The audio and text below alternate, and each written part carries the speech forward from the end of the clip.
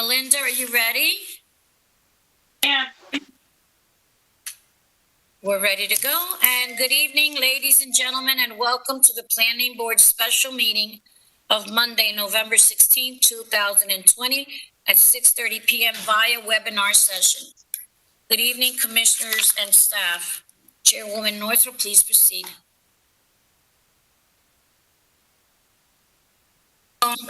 Ms. Chairwoman Northrop, your microphone, please.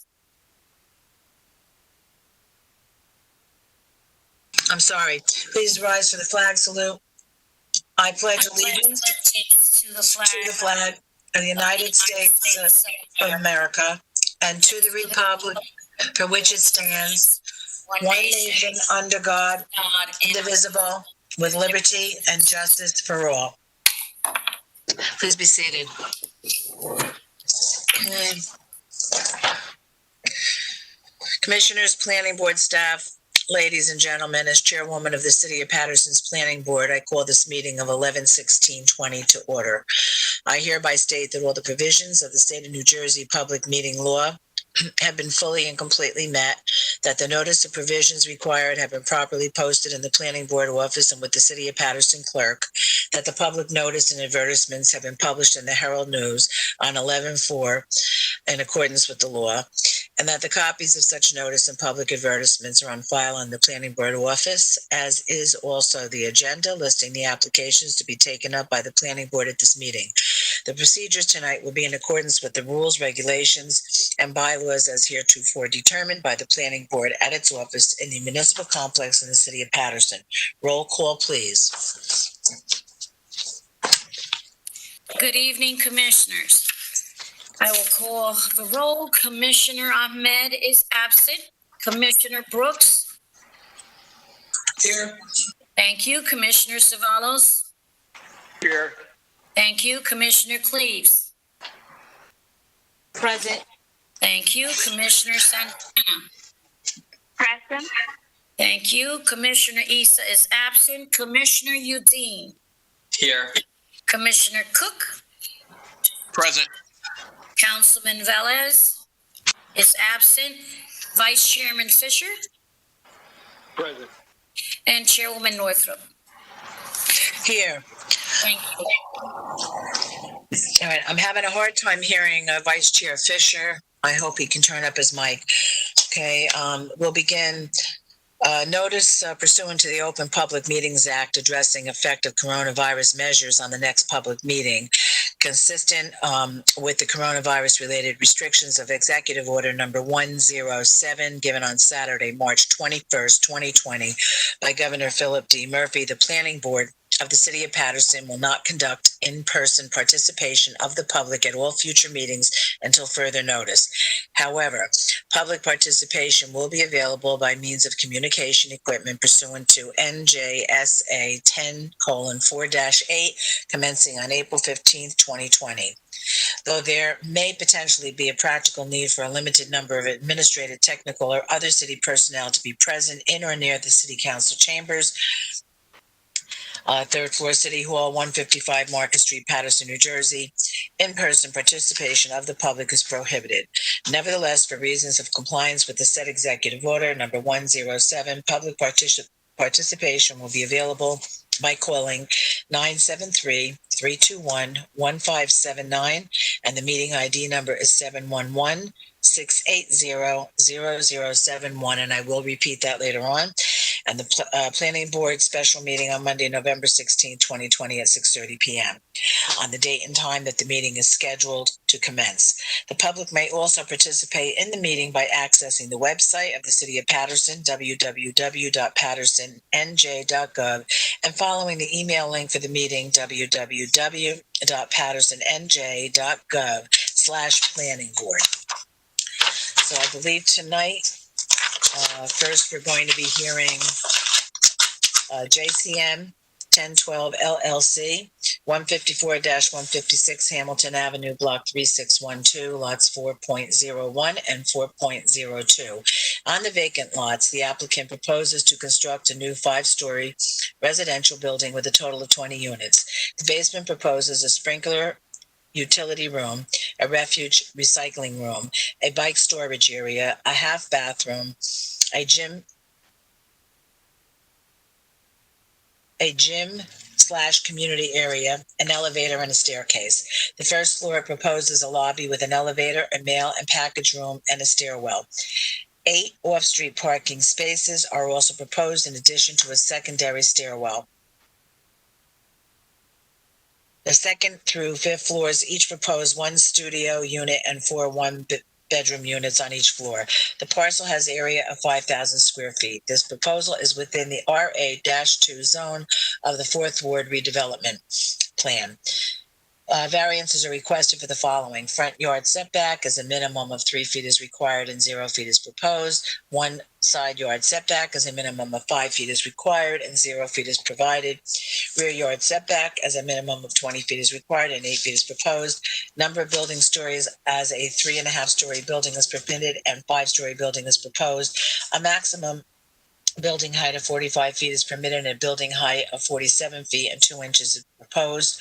Maximum building coverage as 60% building coverage is permitted and 83% building coverage is proposed.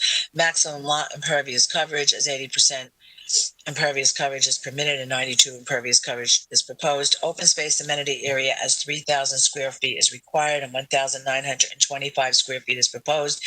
And parking as 20 off-street parking spaces are required and 8 off-street parking spaces are proposed. And it requires site plan approval and bulk variances. Mr. Deutsch, will you give us your review, please? Your mic is off. Mr. Mariconda enter his appearance. Good evening, Commissioners. Good evening, Commissioners. Alan Mariconda on behalf of JCM. As per Mr. Deutsch's report, which you'll be hearing, the applicant will be proposing a reduction in the number of units. Thank you. Okay, thank you, Mr. Mariconda. Okay. Property taxes and sewer charges are current. Persons having a 10% or greater ownership interest in JCM Investors 1012 LLC is Matthew Florio, providing an address of 449 East 18th Street, Paterson, New Jersey.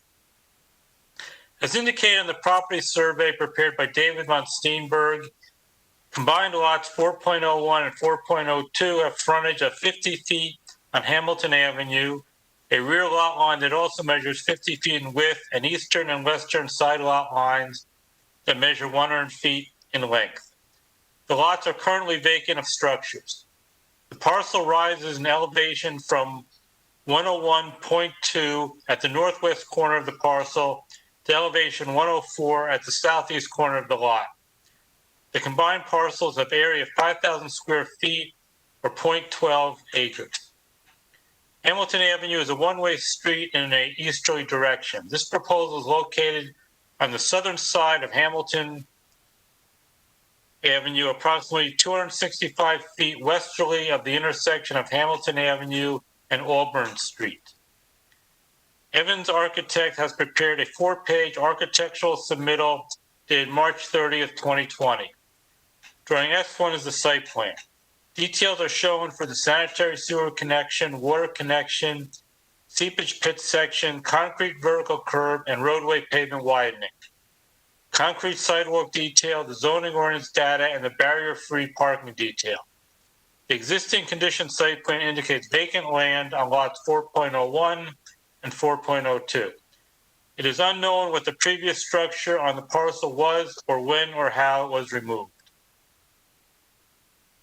The proposed site plan indicates that the new building is proposed to cover 83% of the lot and has an approximate dimension of 92 feet in length and 45 feet in width. The building is proposed to be on the front property line, 8 feet from the rear property line, 5 feet from the eastern side property line, and to be placed on the western side property line. To the east, a 2.5-story residential dwelling set back from the front property line exists with parking in front, and to the west, a 4-story residential building with parking on the ground level will remain 5 feet from the common property line shared with the parcel in question. A 12-foot curb cut is proposed on Hamilton Avenue to provide vehicular access into the garage. 2 street trees are also proposed to be placed in front of the building. A note on the plan indicates that the entire site and site perimeter is to be equipped with video security throughout public areas and site lighting along the traveled public way and parking area. Surveillance cameras are to connect to the City of Paterson Police Department system. Drawing S2 is a site plan with soil erosion details and notes. A permit is required from the Hudson Essex Passaic Soil Conservation Service prior to final approval. Drawing SK1 indicates the basement and upper story floor plans.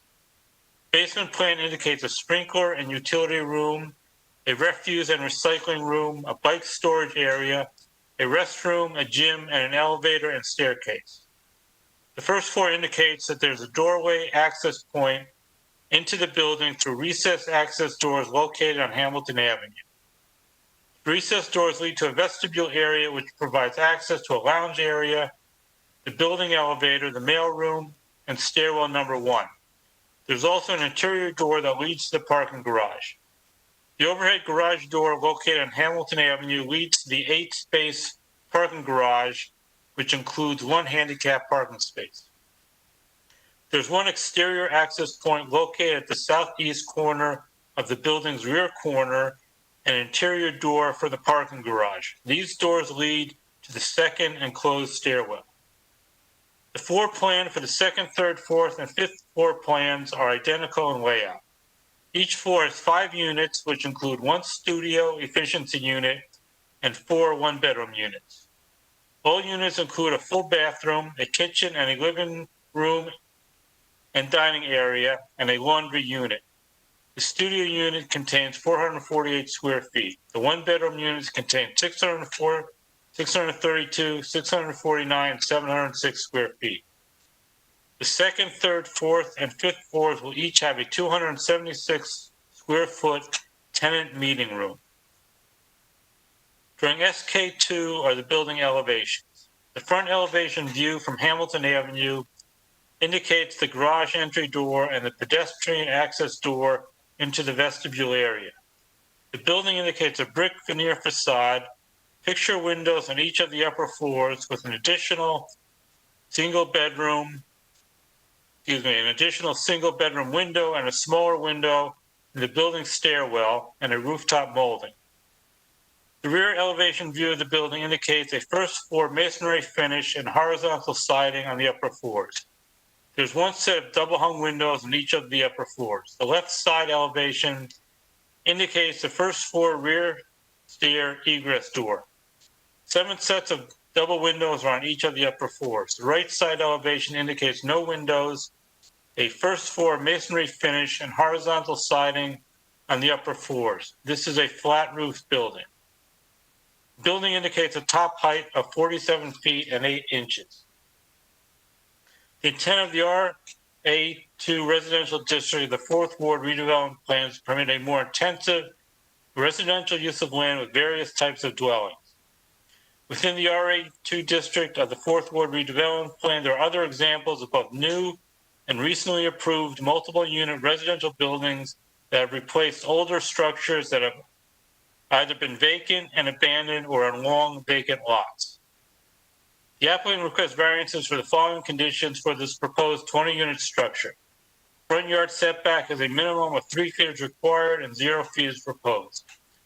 One side yard setback is a minimum of 5 feet is required and 0 feet is provided. Rear yard setback is a minimum of 20 feet is required and 8 feet is proposed. Number of building stories is a 3.5-story building is permitted and a 5-story building is proposed. A maximum building height of 45 feet is permitted and the building height of 47 feet and 2 inches is proposed. Maximum building coverage at 60% building coverage is permitted and 83% building coverage is proposed. Maximum lot impervious coverage is 80% impervious coverage is permitted and 92% impervious coverage is proposed. Open space and amenity areas as 3,000 square feet is required and 1,925 square feet is proposed, and parking as 20 off-street parking spaces are required and 8 off-street parking spaces are proposed. The open space and amenity areas are located within the basement gym community area, 351 square feet, bike storage, 95 square feet, meeting rooms, 1,104 square feet, and the rear yard, 400 square feet. One parking space for each of the 4 studio and 16 one-bedroom units is required for a total of 20 off-street parking spaces. As 8 off-street parking spaces are proposed, a variance for 12 off-street parking spaces is requested. Residential apartment construction is permitted within the redevelopment area. A mixture of different types of residential units is encouraged. The planning board should determine whether the land area of this parcel is suitable for the number and type of apartment units proposed and whether additional off-street parking needs to be obtained. It shall be the responsibility of the applicant and or the preparer of the plan to obtain a letter from the city engineer indicating the plan has been satisfactorily reviewed prior to the plans being released to the construction official. Surrounding land uses. This proposal is in the Wrigley Park section of the city within the 4th Ward redevelopment plan. To the west of this proposal, a 4-story residential building with parking on the ground level has been completed. On the southeast corner of Straight Street and Hamilton Avenue, a 1-family dwelling proposed by Habitat for Humanity has been constructed. On the northeast corner of Straight Street and Hamilton Avenue, 3 2-family dwellings were the subject of a previous planning board application have been constructed. On the north side of Hamilton Avenue, 153 Hamilton Avenue, opposite this proposal, is the Solomon Temple. Concluding remarks. The applicant estimates the cost of this proposal at approximately $2 million. The applicant should incorporate the design elements contained within the 4th Ward redevelopment plan on the site and within the building. That is your staff review for this proposal, Madam Chairwoman. Thank you, Mr. Deutsch. Mr. Mariconda? Yes, thank you again, Madam Chair, and good evening again, Commissioners. Commissioners will be presenting Mr. Evans, the applicant, and George Williams as our planner. You will be hearing testimony that the applicant has provided reduced plans to the planning staff, which will be the specific subject of our application this evening, reducing the number of residential units as we have done on a previous occasion. So at this time, Mr. Evans will be posting his plans and he can be sworn at any time.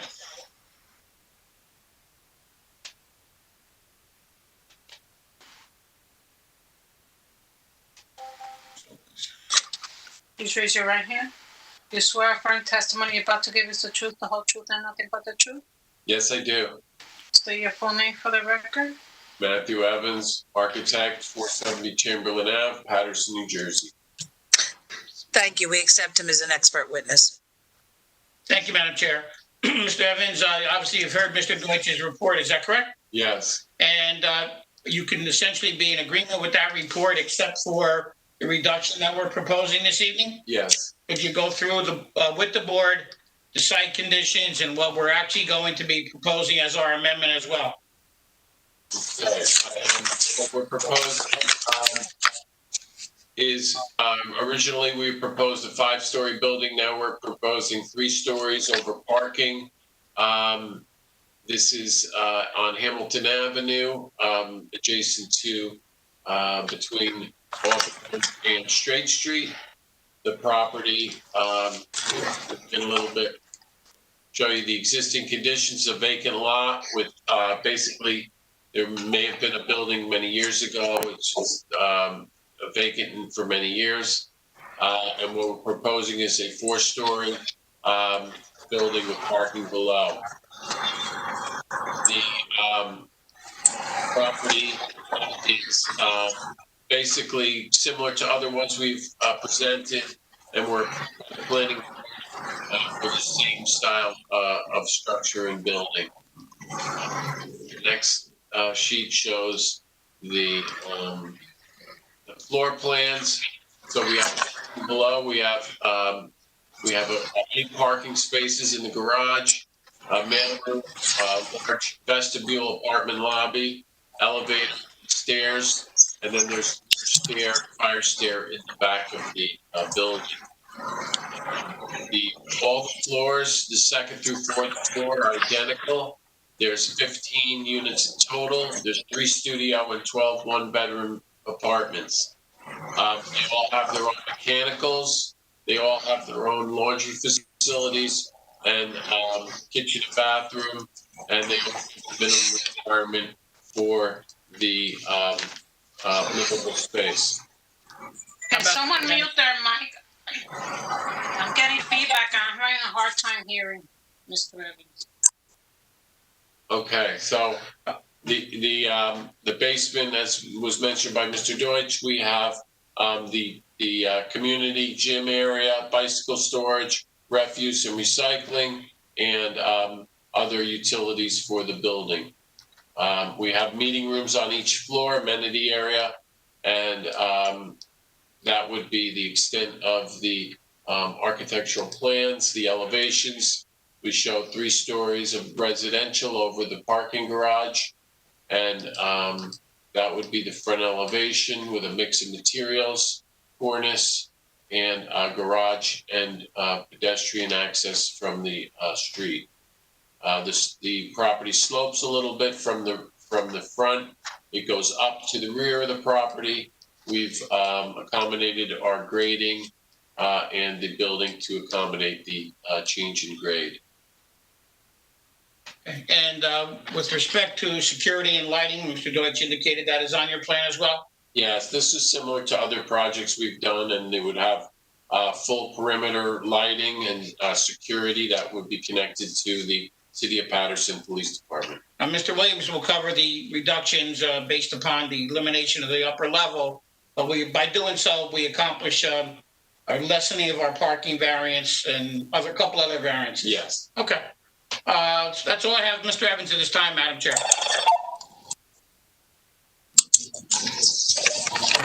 I'm sorry, hold on one moment. I'm so sorry. What I really wanted to ask before we even go any further, Mr. Deutsch, can you tell me how many parking spaces are now required due to the reduction? Yes, Madam Chair. The total amount required prior to the reduction was 20. With the reduction, the requirement is now 15. As 8 spaces are being provided, the variance request is for 7 parking spaces. Okay, so... Excuse me, Chairwoman Northrup, but someone's having a conversation. I hear it clearly. I hear phones ringing. Please mute yourselves. I'm having a really hard time hearing Mr. Deutsch. So if you could repeat that, I'd appreciate it, Mr. Deutsch. Yes. Originally, 20 parking spaces were required. With the reduction to 15 units, 15 parking spaces are required. 8 are provided. The variance request is for 7 parking spaces now.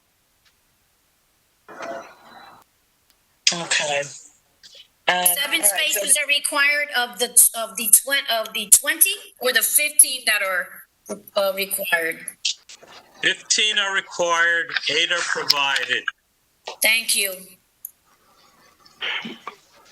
Madam Chair, I also have a question about the height of the building. What is the height now? The height now of the building is 4 stories and 38 foot 5 inches. So 45 is the maximum. We're not seeking a variance for height. We've reduced that variance, and we have 4 stories, so we half a story, but we don't have a height variance. Okay. Are the units the same? The units are all the same on each floor, and what we've done is we've reduced it by 1 floor, so basically a 25% reduction to the apartment. So 5 units were taken off on the top floor. Thank you.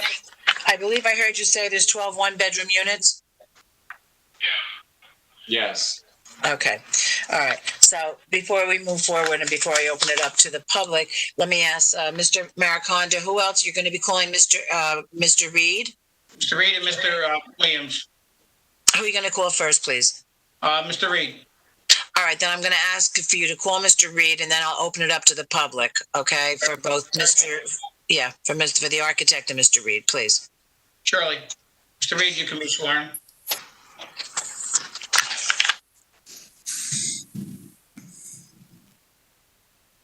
Mr. Reed, you swear affirm testimony you're about to give is the truth, the whole truth, and nothing but the truth? Yes, I do. State your full name for the record. Anderson Reed, REID. Thank you, Andy. Could you give us your position with JCM, please? Director of Development. As such, fully familiar with this project? Yes, I am. And you've heard the testimony of Mr. Evans after Mr. Deutsch's report, which indicates that we are substantially reducing this project by reducing 5 units by eliminating the top floor. Yes. And you're in agreement with that amendment and reduction? Yes. Okay. Other than that, are you in agreement with Mr. Evans' testimony in all respects? Yes. Okay. And again, your position of experience in this area, this building will be maintained and constructed in accordance with prior projects of JCM in the redevelopment zone? Yes. That's all I have, Madam Chair. Okay, thank you. So at this time, I'm going to open it up to the public. If anyone from the public has any questions, not comments, but questions, okay, of either Mr.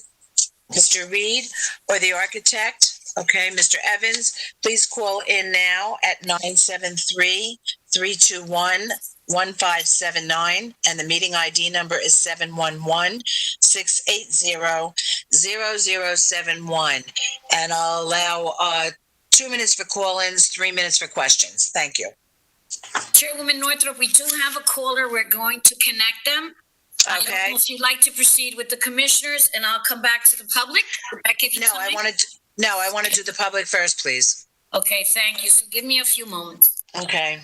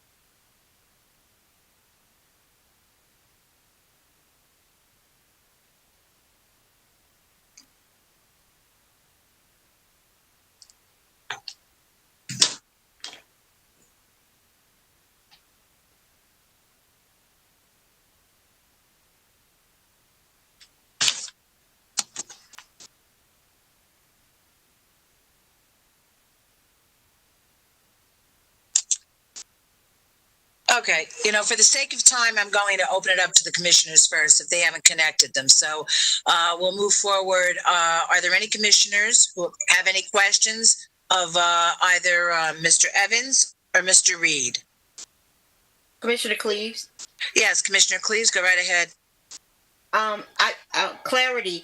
Out of the 8 parking spaces, you said there's 1 handicap parking space, Mr. Evans? Yes. Which apartment is handicap accessible? One of the studios or one of the 1 bedrooms? All the apartments are handicap accessible, so they all have handicap bathrooms and facilities, and there's an elevator that reaches all the apartment levels. Thank you. Thank you, Commissioner. Any other commissioners? Any question of Mr. Reed or Mr. Evans?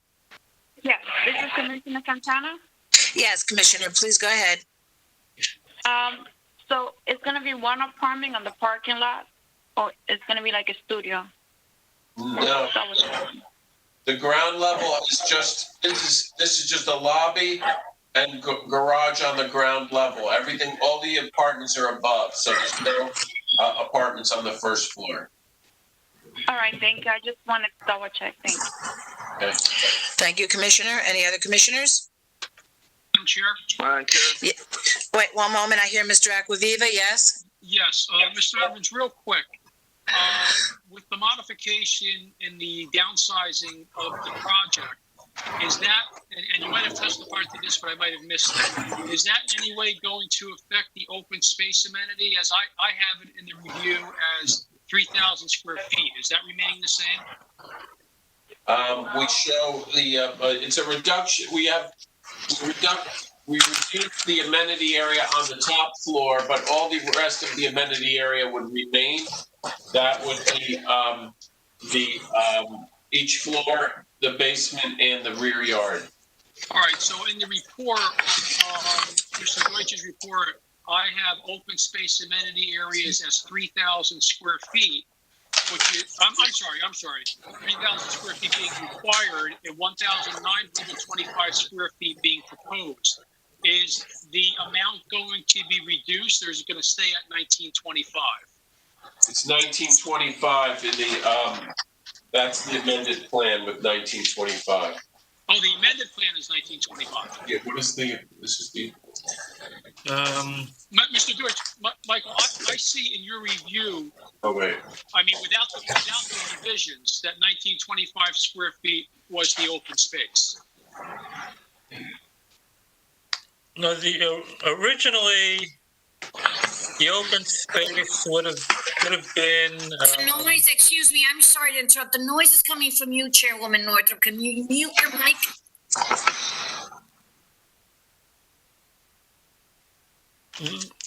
The variance, the current variance is 325 square feet. Okay, so that, all right, so I just want to be clear.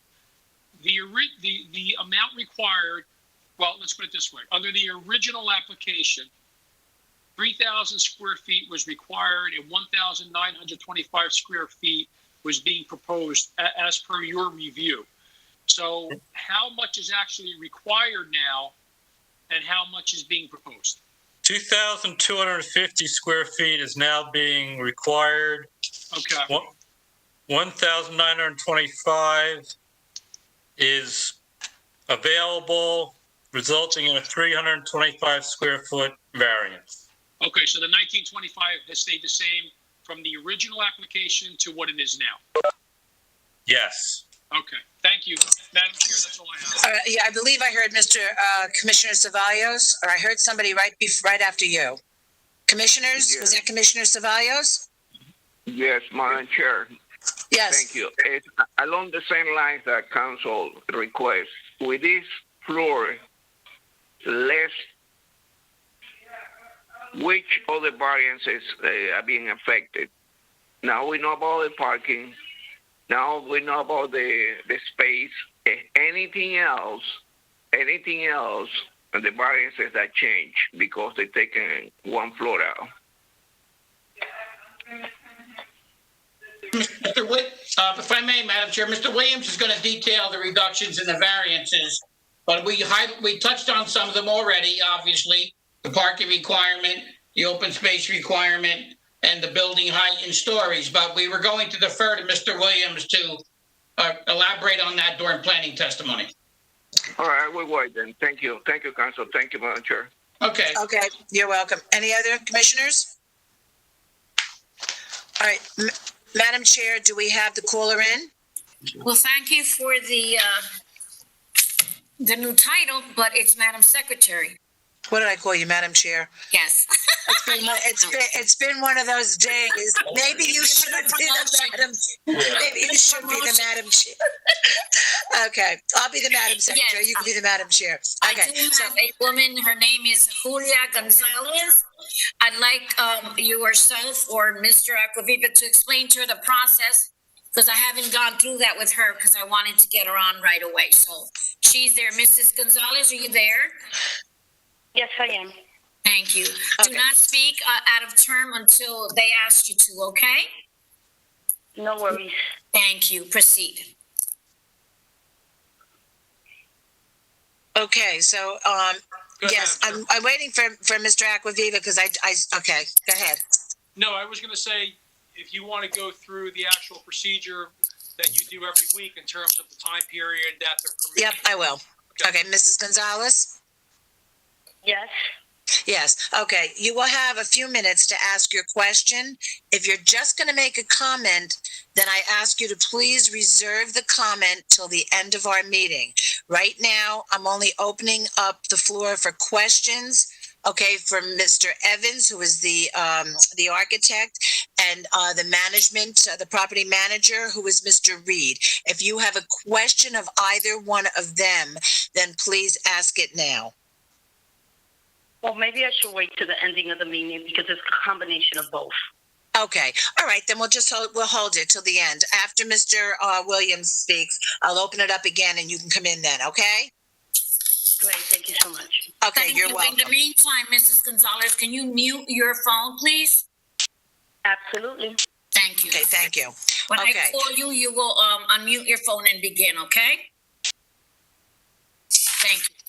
Okay. So we'll talk to Mrs. Gonzalez later. Okay. So then no other questions from the commissioners. So at this point, Mr. Mariconda? Yes, thank you, Madam Chair. We'll call Mr. Wait, George I later. see Mr. Williams raising his hand. He's ready to go. Okay, there you go. Please raise your right hand. You swear affirm testimony about to give is the truth, the whole truth, and nothing but the truth? Good evening, Commissioners. I most certainly do. Thank you. George, for the record, your professional licensing? Yes, George Weedle-Williams with the Nishuane Group, representing JCM Investors as a professional planner with a license from the State Board of Professional Planners, nationally certified by the American Institute. Okay. Thank you, Madam Chair / Secretary. Yeah, good. Okay, Yes. thank you. We accept him as an expert witness. Thank you. I'm going to mute myself. Go ahead and do your thing. All right, Mr. Williams, you heard earlier testimony as well as Mr. Deutsch's report. Am I correct? Yes, that's correct. Okay. And you've heard the discussion about the modification. So if you could incorporate into your planning testimony the impact that those reductions have had on the variances. We've touched on the most important ones, but we would very much like to hear it from you. Thank you. Certainly. I don't really have much to add between the testimony from Matt Evans and the clarifications from Mr. Deutsch. I think we captured everything. The most important ones certainly were the reduction yielded a lesser height variance. Specifically, it's for stories now instead of feet. The parking variance has now decreased. You heard testimony about the 15 spaces required. Now 8 are provided. So that's been a narrowing of the deviation from the standard. Open space, again, has been downsized. You just heard testimony. I would concur that it's 2,250 feet required, and as stated both on the revised site plans and in the testimony, 1,925 square feet are being proposed. There are some other bulk and area variances. Again, I refer to the revised sheet number S1 and the zoning table there, but front yard setback 3 foot required, we are proposing 0. Minimum rear yard setback 20 is required, 8 is proposed. Minimum side yard setback on one side 5 is required, 0 is proposed. Maximum building lot coverage has not changed, 60%. Maximum permitted, and we are proposing 80%. And so that would be the total of the reliefs being sought, again, captured on sheet S1 of the revised plan set dated November 2nd of 2020. Thank you very much. With that, I'll just go into the reliefs. I will reiterate what Mr. Deutsch mentioned in his testimony in 2 contexts. First, the purpose of the RA2 residential district of the city's 4th Ward redevelopment area. It bears repeating that the intent and purpose of this district is to, quote, permit a more intense residential use of land with various types of dwellings. Density is maintained at a medium range while building height is kept low enough to be generally compatible with 1- and 2-family residential development. The focus of my testimony is really about the reduction of the proposed plan, the applicant working with the municipal staff, and to some degree the community saw fit to perfect their submission by reducing the intensity of the application. And you've seen this on more than one JCM application before this board. In fact, I will apologize because some of this testimony will begin to sound redundant. This board has heard applications for Pearl Street and 159-161 12th Avenue, very similarly where the applicant reduced the application similar to what we're proposing this evening. The redevelopment plan has several goals and objectives, and in my professional opinion, the application before you this evening advances those goals and objectives, certainly to revitalize the fourth ward of the city, reduce blighting impacts of abandoned and vacant properties, which this was, provide quality new housing options to area residents, which in my opinion, this would do, as only JCM can do so well. Again, this board has heard several applications from this applicant with similar reliefs, but I will go through the reliefs for this application because, as this board knows, every application stands on its own merit.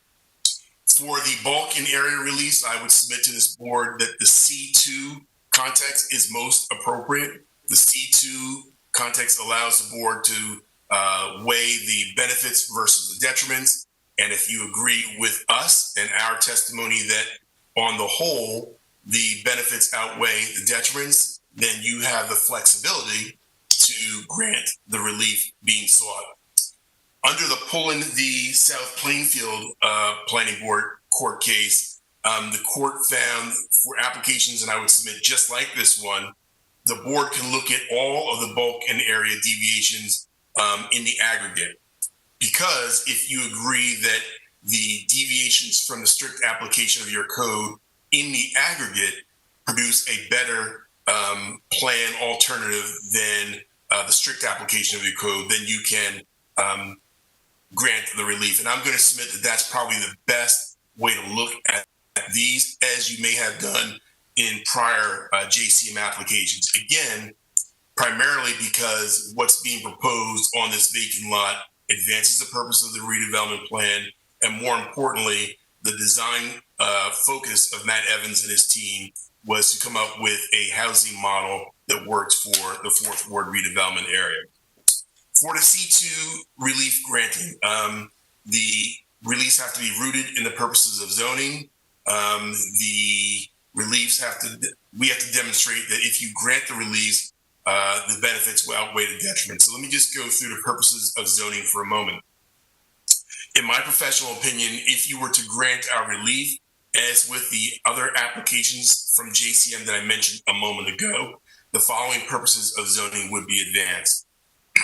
Subsection A, to encourage municipal action to guide the appropriate use or development of all lands in the state in a manner which will promote the public health, safety, morals, and general welfare. As you've heard me say in the past, that is a kind of catch-all purpose of zoning. That's why it's the first.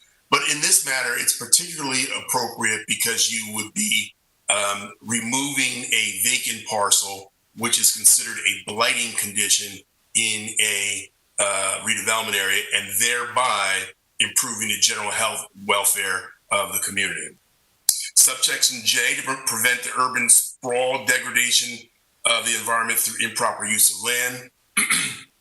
In redevelopment parlance, that's what would be achieved if you were to grant our relief in this application, because the state's policy is to focus development in redevelopment areas where the existing infrastructure exists, and more important, where the good of the whole is achieved by redressing the conditions of blight in the redevelopment area.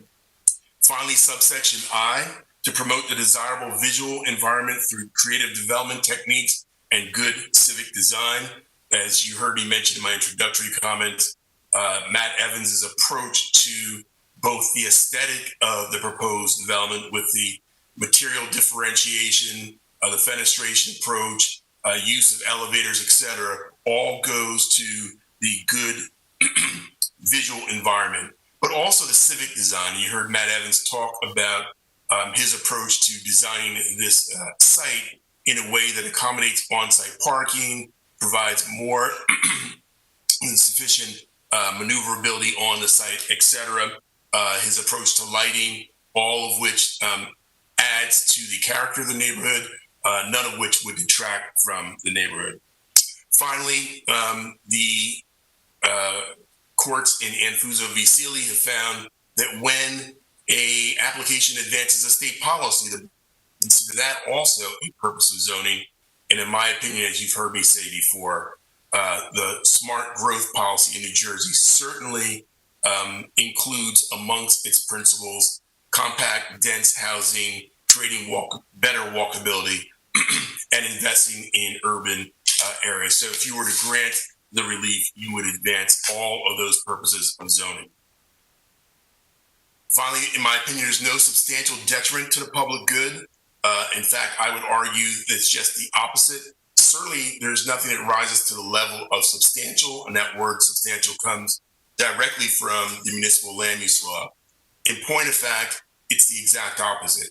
Providing quality housing, a varied housing typology, also removal of a blighting condition in your fourth ward redevelopment area, which advances the goal that I mentioned earlier in my testimony. For all those reasons, in my opinion, the benefits far outweigh any detriments. We've yet to hear the comments or questions from the public, but thus far, based on the testimony of Mr. Evans and my review and analysis of the site plan and application before you, there are no substantial detriments to the public good, and certainly no impairments to the zone plan, and I'll talk about that in a moment. Finally, the parking variance, which I will talk about separately. This applicant has a considerable amount of experience developing in the fourth ward redevelopment area in particular. They know the market well. They know the real parking demand in this area based on their empirical data. And I would add that your master plan recognizes some of the challenges, and I will share with you a quote that you've heard me refer to in the past, but I think it's important to reiterate this as it supports our request for a parking variance. Recommended revision to the zoning ordinance in the master plan number 19, page 06-45, and I quote, section 500-7.3 of the land development ordinance should be amended. Parking requirements are intended to ensure that adequate provisions for vehicular storage are provided for any development, and that streets or neighboring properties are not burdened with the storage of vehicles from one property or use. It then goes on to add the following instructive language. While insufficient off-street parking can be problematic, excessive off-street parking has its own negative consequences as well. Providing off-street parking can be expensive and even cost prohibitive for development. And it also uses space that could potentially be put to another productive use. And in my professional opinion, in addition to what the applicant knows from their experience in the redevelopment area, that's exactly why they have right-sized the parking supply on the site. There's also a court case, Valenti v. Absekin, that speaks to the right sizing of parking supply, and it suggests that where a developer knows the real market demand for parking and where that real market demand is less than that of the requirement of either RSIS or the local ordinance, then the board may comfortably grant the relief sought. I would submit to this board that whether you're looking at this from an RSIS perspective, which allows the board to consider a de minimis exception where the area is urban versus suburban, which this is, where the area is a redevelopment area, which this is, and or where the area is served by public transportation, then a board may grant what's called a de minimis exception and allow for fewer parking spaces than are required under RSIS. Similarly, under the C2 context for parking, based on the Valenti v. Absekin case and your master plan, where the real demand for parking is less than a strict application of your code, the board may grant relief under the C2. So for all those reasons, my professional opinion is that the board could comfortably grant the bulk and area reliefs based on the reduced scope of the project, as well as the parking relief also based on the reduced scope of this project. And Does that conclude your testimony, Mr. Williams? Yes, Madam Chair. Thank you, Mr. Thank Williams. you. All right, so at this time, I'm going to open it up to the public for questions for Mr. Williams. And if Ms. Gonzalez is still on the phone, if she has any questions for Mr. Willis, okay, I'll be happy to take them now. If it's not a question and it's a comment, then at this time, I'm going to ask her to hold that and I'll open it up after I speak to the commissioners. Okay, any questions from the public? I will give you the phone number. It would be 973-321-1579, and the meeting ID is 711-680-0071. I'll allow 2 minutes for call-ins, 3 minutes for the question. Thank you.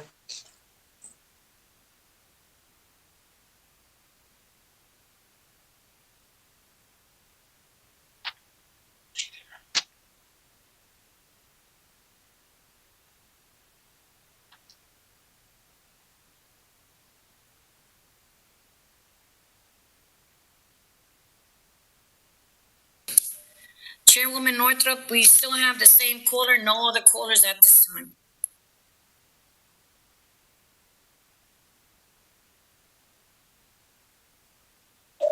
Can't hear you. Thank you.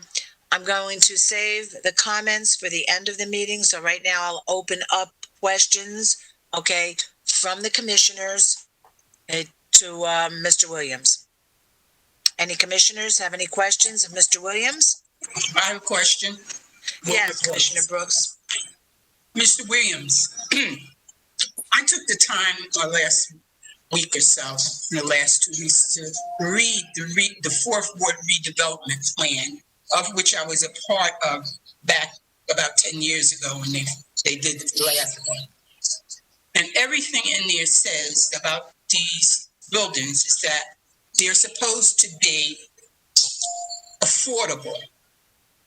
Everything in the redevelopment plan about these buildings that are putting up, it says that they are to be for affordable housing. Do you agree with that or you don't? I mean, as far as the detriment or the good or the public good, if the intent of the redevelopment plan says that these properties should meet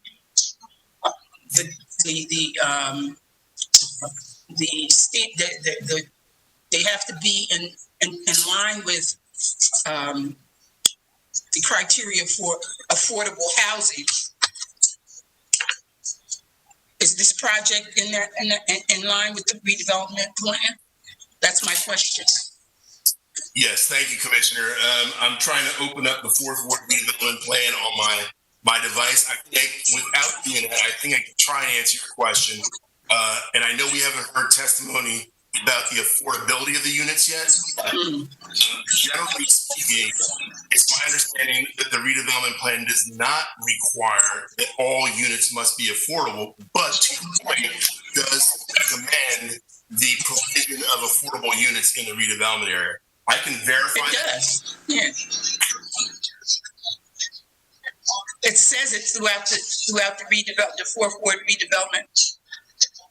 It always. I brought it up once before, and I think someone said that it wasn't appropriate, and it's very appropriate because it has to do with the public good. Commissioner Brooks, if I may. Yes. You're referring to the fourth ward redevelopment plan, but are you referring to it actually, does the plan that you're reading actually refer to the state requirement of affordable housing, or just a general term that the units should be affordable? The redevelopment plan states that the properties that are being built based on the different variances that we are allowing for should be according to the affordability criteria from the either the state or the federal government. If they're getting any money from the state or the federal government, that's what it's supposed to be. If they're not getting any money, they still have to, if they're going to build and ask for variance in those areas, they should be making these places affordable. Well, again, what I'm saying is this: I don't believe the redevelopment plan, based on my reading of it, says specifically that this should be some sort of a program sponsored for the units to be affordable. My reading of it says is that they should generally be affordable units, but not under a specific federal statute. Certainly, they could be. And again, Somebody's got background. I'm sorry. I'm going to stop this. Hold on. Somebody's got background stuff on in the background, and I can hardly hear what everyone's saying. Excuse me, Chairwoman Northrop. I could see who it is. It is Chairwoman Brooks. Please, Mike, mute your mic. Well, she's asking the question, but there's background. I understand that. So while she's asking, someone else should mute it. Unless you have something on, Chairwoman, Commissioner. I don't have anything. Okay, then it is not you. So maybe two people at the same time causes static. My apologies. I'm getting feedback from the IT staff, okay? Madam Secretary, I'm looking at the menu. The only mic that I see on besides mine, Commissioner Brooks, and Chairwoman Northrop is the caller. That line is not muted. Other than that, looks like everybody's muted. Anyway. Excuse me, Mr. Aquaviva, I want you to understand that my screen is different. What you see, I don't see the same thing you see. Mine is different because I'm the host. Okay. So when I say someone is having static, they're having static. Okay, all I'm saying is, aside from me, and right now, Commissioner Brooks and Chairwoman Northrop are both muted. The only mic that's not muted right now besides mine is the caller. So maybe you can just tell. That's correct. That's why you don't hear anything. So in the meantime, while Brooks is speaking, we all mute our mics because my screen is a lot different from yours. So I could see where it's coming from. All right, well, I can't because IT's telling me where it is. So with all due respect, it's not, this is just what we're trying to do to make it right. Commissioner Brooks, please continue. Mr. Acavilla, what you're saying is that you're saying to me, Mr. Acavilla, that you've reviewed the fourth ward redevelopment plan and that it does not call for affordable housing units? No, that's not what I'm saying. What I'm saying is that there's a difference between the units being affordable and the units being affordable housing as administered by programs from the state and federal government. Now, I think your questioning is very relevant, and I think it's applicable, and I think you know, the planner should answer or Mr. Reed should answer. I agree with you 100%. But what I'm saying is, and Mr. Williams, I think you would agree with me, that there's a difference between housing being affordable in the general sense and housing being affordable housing under programs administered by the state and federal government. So I agree with your questioning, Commissioner Brooks. I think Mr. Williams should answer it, but that is what the redevelopment statute states. That, and again, it's a small distinction, but it's a very little distinction, I should say, but it's a very big difference, if I could put it that way. Well, so, Mr. Williams, well, if you can answer the Commissioner Brooks' question. Yeah, if you can answer that, because what I know is that being in real estate, market value is what it is. So now the market value in Paterson for rental units has skyrocketed because of the housing increase, the increase in building apartment buildings in Paterson. So now the market value has changed, and that change has come in because we as the planning board has approved all of these houses in the fourth ward redevelopment that really should have been affordable.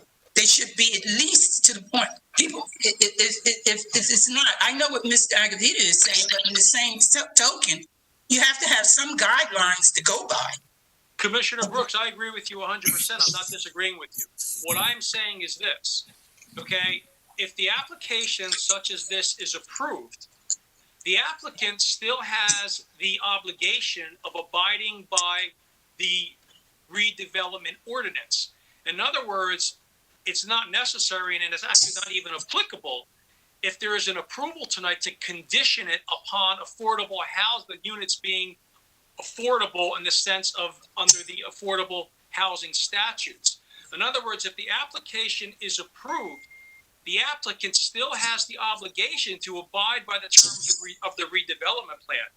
The board really shouldn't be conditioning this application, if there was even a motion for approval, on the fact that that the units have to be affordable, or certain units have to be affordable under the statutes.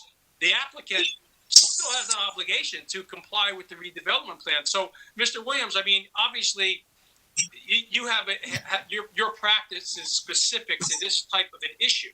So maybe you can explain it a little better than I am, because I'm just going into the legalities of the redevelopment statute. Maybe you can get more into the applicability of it in terms of this particular application and the zone that it's in. Mr. Acquaviva, I don't think I can do any better than you just did. I would agree with you on several accounts, right? So, Commissioner Brooks, I also agree that it's a very good question. The only clarification I would offer is what you've heard from your board counsel, and that is that this redevelopment plan does not say that all units must be affordable. It has, among several goals and objectives, the provision of quality affordable housing. And then there is the more regulatory side that I think Mr. Acquaviva is referring to, which is the city's fair share of affordable housing and the regulations that govern how those are brought online. They're slightly two different things. Again, the question's well put, but I would just offer again that clarification. I do not read the redevelopment plan.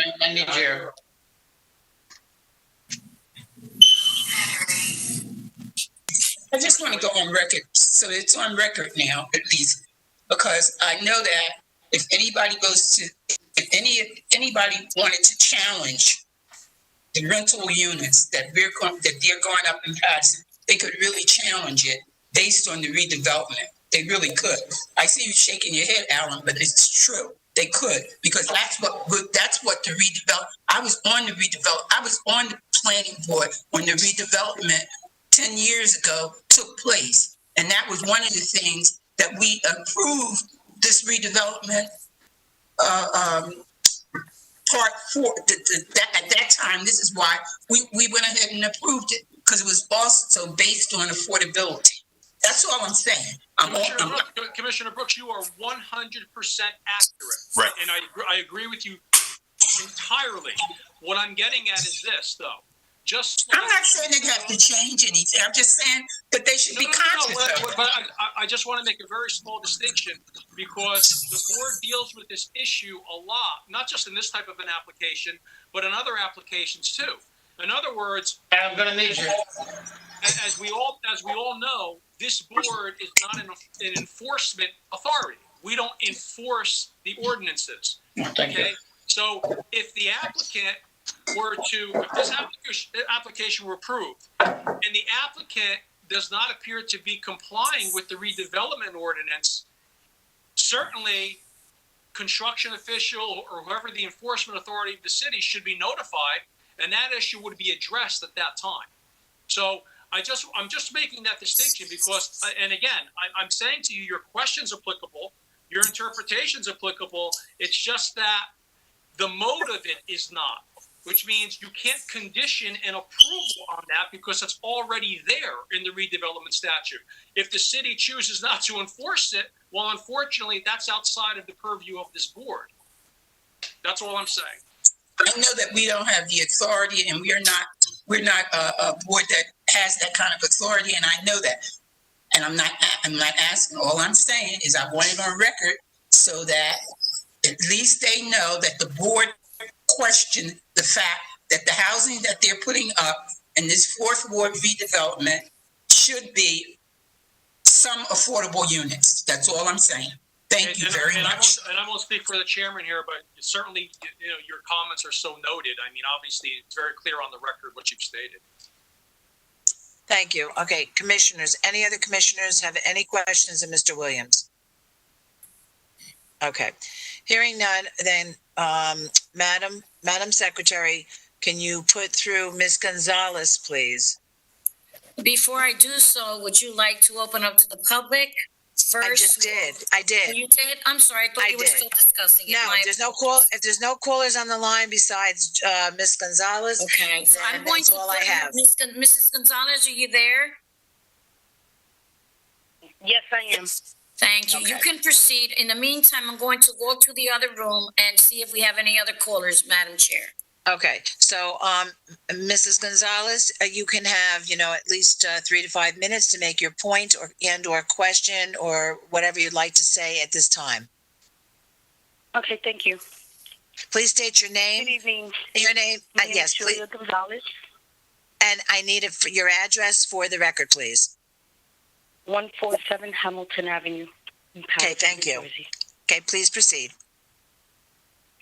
My concern with these buildings, I'm all for nice apartments fixing up the Fort Ford, but when you have an apartment building like the one across the street that they painted such a pretty picture, like they're training now, security guard was maybe 80 years old. I would take him coffee and donuts every day. Retired. No more security guards. Shootings, drug deals coming out of these buildings. Are we doing criminal background checks? Are we doing landlord-tenant background checks? If we're renting to TRA or Section 8, these are things that you have to look at because we don't want to make the Fort Ford any worse than what it is. And this is what I'm seeing from every building. I mean, the one across the street from me, I've seen it all.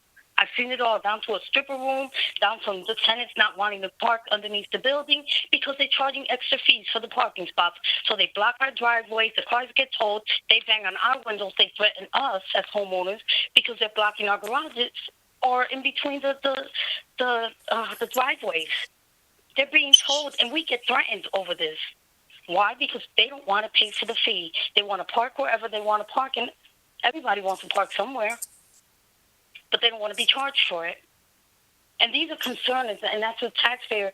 I'm all for fixing up the Fort Ford, but not in this manner. Not if I have to deal with a TRA. Let me bring in my drug dealer boyfriend in to live with me. Not that type. Because I've seen it all. I've seen it all in the matter of just a couple of years of me living here. And it shouldn't be that way. If we're renting the TRA Section 8, regardless of how you're doing it, do a criminal background check, do a landlord-tenant background check. Don't charge for parking spots. I mean, it's taking away our parkings. It's just bad. It's bad. Well, Ms. Gonzalez, I think what I'm going to do right now is I'm going to ask Mr. Reed, the property manager, to address what you're saying, okay? And I do appreciate your comments. I really do.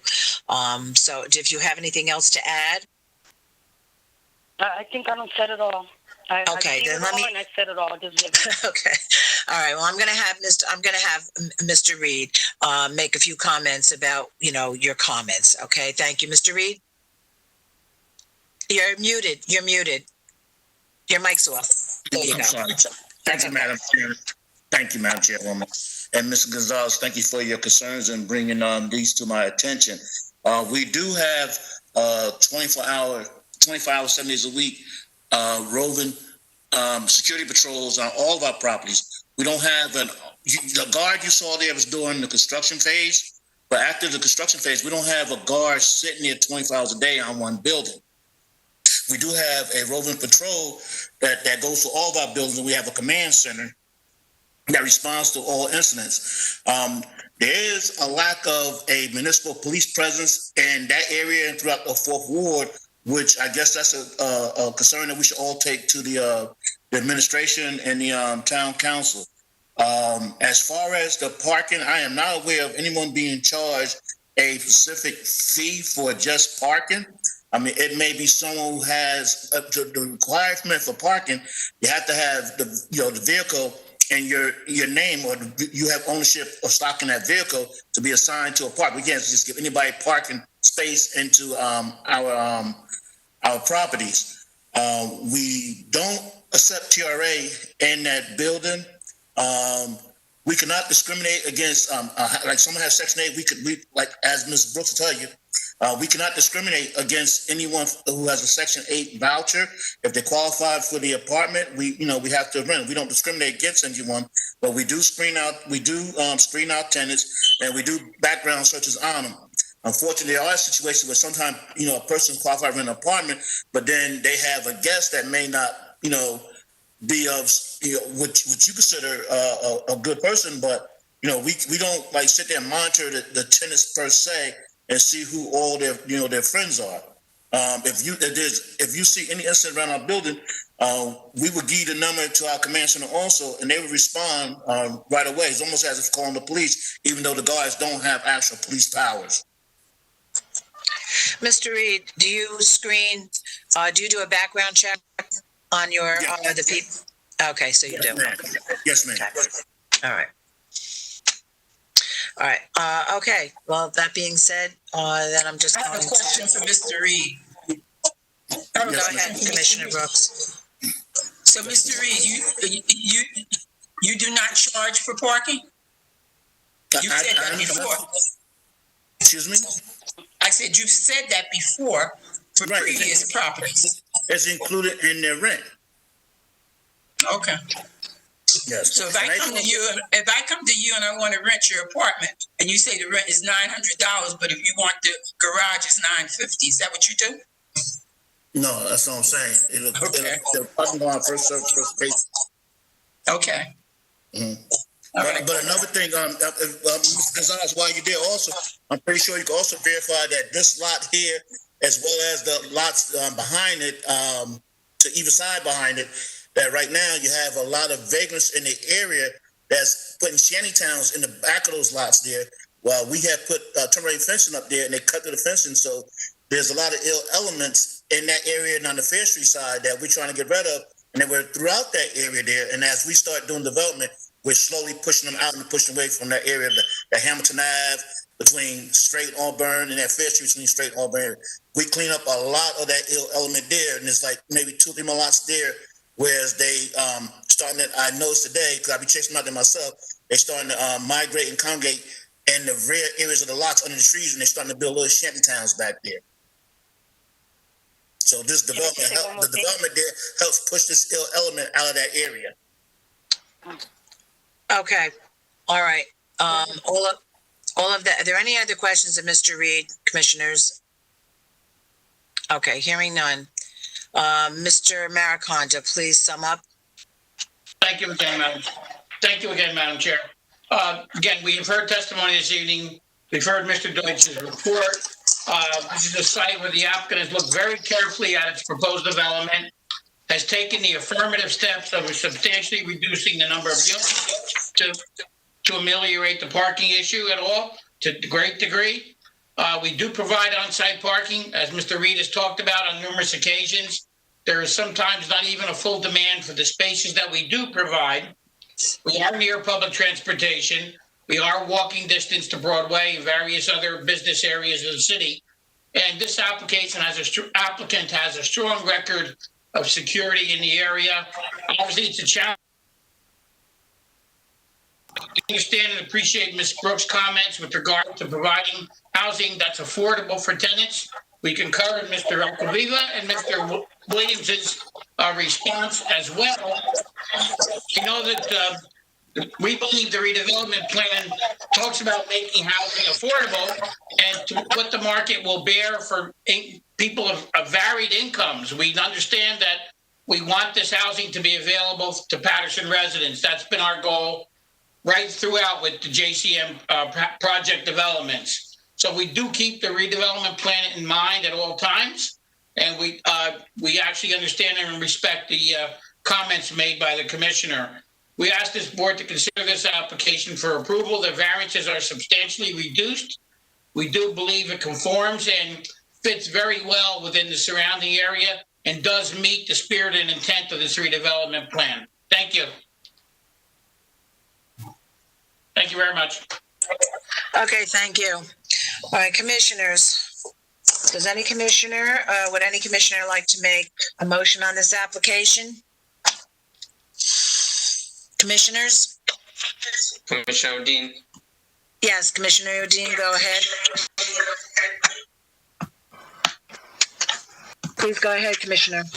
Yes, on the application of JCM Investor 1012 LLC 4 449 East 18th Street, Paterson, New Jersey, 07524. Property address 154-156 Hamilton Avenue, block 3612, lot 4.01 and 4.02. I move that the board attorney prepare resolution granting a site plan approval, block variances subject to city engineer approval and HEP soil conservation district approval. Commissioner Cleves, I second it. Okay, Commissioner Cleves seconds the motion. Play roll call, please. Commissioners, Commissioner Brooks,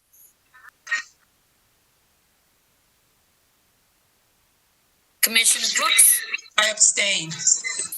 thank you. Commissioner Savalos, Yes. Commissioner Cleves, Yes. Commissioner Santana, Yes. Commissioner Udine, Yes and yes. Commissioner Cook, Yes. Vice Chairman Fisher, Yes. and Chairwoman Northrup. Yes. 7 yes, affirmative votes, and 1 abstain. This application has been granted. Thank you. Thank you, Commissioner. Thank you. Okay, I'm going to move on. Thank you, everyone. We're going to start with the second. Chairwoman, you have to close this one and open up the. Oh, I'm sorry. I make a motion to close the meeting. Do I have a second? I second. Second by Commissioner Cleves. All in favor? Aye. Aye. We're all in favor. Okay. All right, good. All right. 3-minute break, please. There are some commissioners who need to just stretch their legs for 3 minutes. 3 minutes is fine. That's all.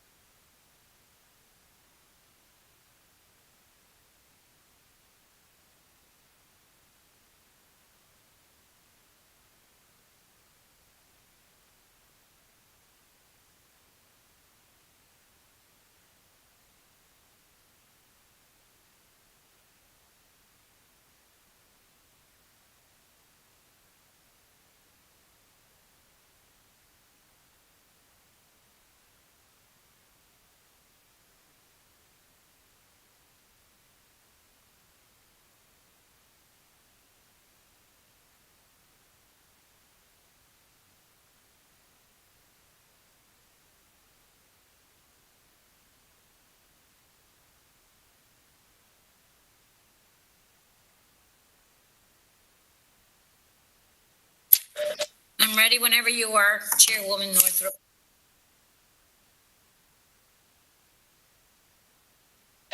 Okay, everyone please rise for the flag salute.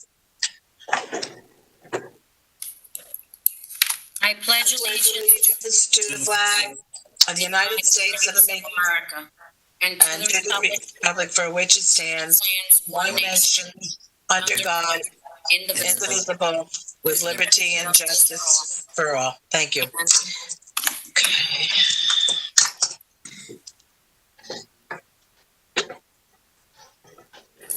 Ladies and gentlemen, staff and commissioners, please to the Planning Board special meeting of Monday, November 16th, 2020 at 7 p.m.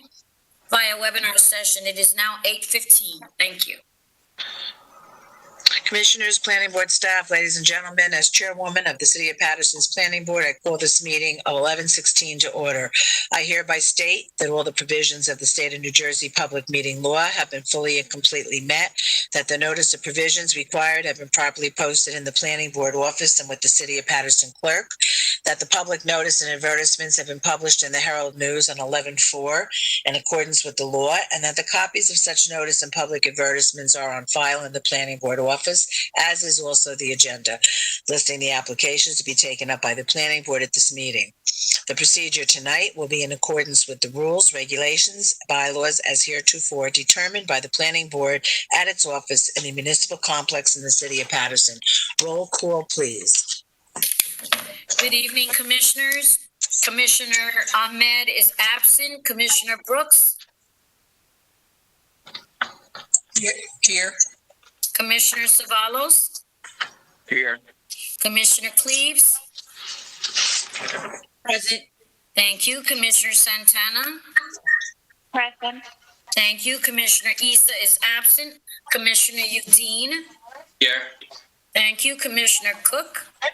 Present. Was is absent. Vice Chairman Fisher? Present.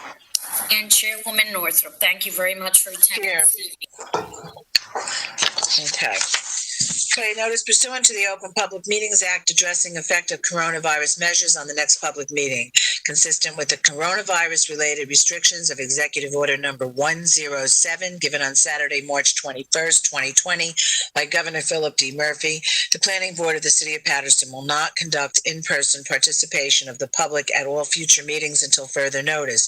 However, public participation will be available by means of communication equipment pursuant to the NJSA 10:4-8 commencing on April 15, 2020, though there may potentially be a practical need for a limited number of administrative, technical, or other city personnel to be present in or near the City Council Chambers, 3rd floor, City Hall, 155 Market Street, Paterson, New Jersey. In-person participation of the public is prohibited. Nevertheless, for reasons of compliance with the said Executive Order Number 107, public participation will be available by calling 973-321-1579, and the meeting ID is 711-680-0071, and I will be repeating that later on the date and time that the meeting is scheduled to commence. The public may also participate in the meeting by accessing the website of the City of Paterson, www.patersonnj.gov, and following the email link for the meeting, www.paterson.gov/planning board. Mr. Maricondo, are you representing the applicant this evening? I am representing JCM Investors. That is correct. Good evening. Thank you. Okay, JCM Investors 1012 LLC, 122 Fair Street, Block 3614, Lot 3. The parcel is vacant, and the applicant proposes to construct a new 3-story residential building with a total of 6 units. The first floor proposes a utility room, a refuge recycling room, a staircase, a mail and package room, and a stairwell. 2 one-bedroom units are also proposed on the first floor. The second and third floors each propose 2 two-bedroom units on each floor. The parcel has area of 2,500 square feet. This proposal is within the RA-2 zone of the 4th Ward redevelopment plan. Variances are requested for the following. Lot area is 5,000 square feet is required and 2,500 square feet is existing. Lot width as a minimum, lot width of 50 feet is required and a lot width of 25 feet is existing. One side yard setback as a minimum of 5 feet is required and 0 feet is provided. Rear yard setback as a minimum of 20 feet is required and 17 feet is proposed. Maximum building coverage as 60% building coverage is permitted and 63% building coverage is proposed. And open space amenity areas as 900 square feet is required and 425 square feet is proposed, and it requires site plan approval and bulk variances. Okay, Mr. Deutsch, please give us your review. Your microphone is muted. Thank you, Madam Chairwoman. Property taxes and sewer charges are current. Persons having a 10% or greater ownership interest in JCM Investors, 1012 LLC is Matthew Florio, providing an address of 449 East 18th Street, Paterson, New Jersey. As indicated on the property survey prepared by Mark Zafone of Lakeland Surveying and dated March 14, 2018, Lot 3, Block 3614 has frontage of 25 feet on Fair Street, a rear lot line that also measures 25 feet, and eastern and western side lot lines that measure 100 feet each. There are adjacent dwellings located both east and west of the subject parcel. The adjacent dwelling to the west is located 5 feet from the Lot 3 western property line, and the adjacent dwelling to the east is located on the shared eastern property lot line with Lot 3.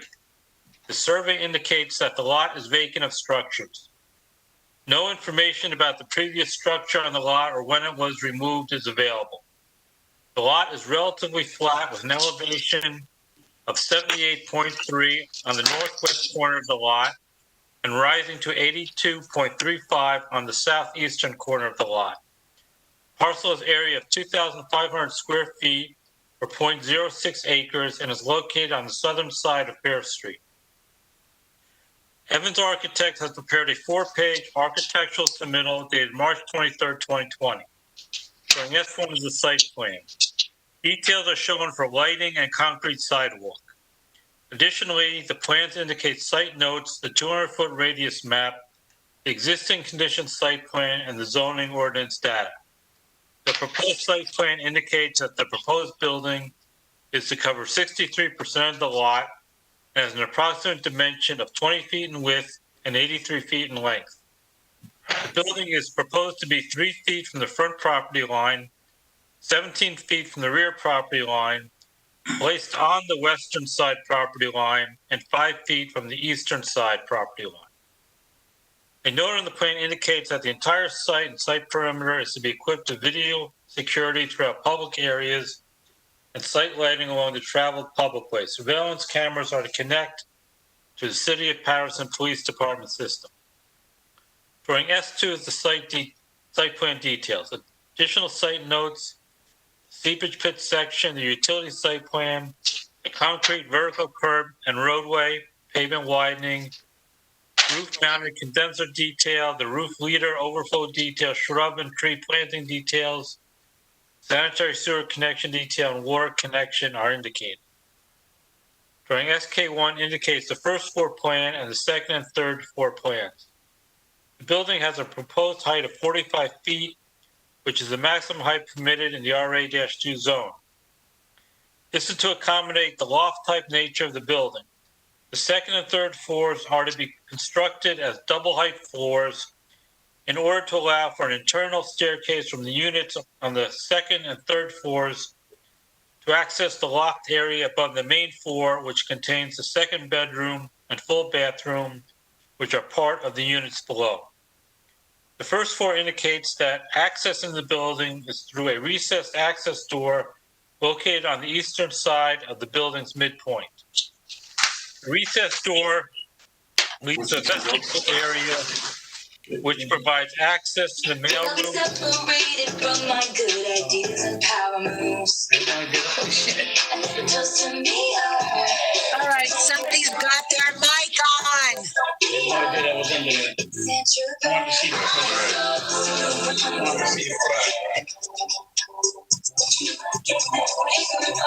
You can't make this up. Somebody's got their mic on. Turn it off. There's music.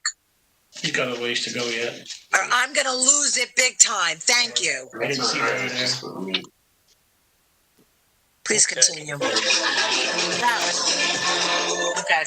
Wait till IT comes. I want to see who it is. We're not moving on till I see who this is.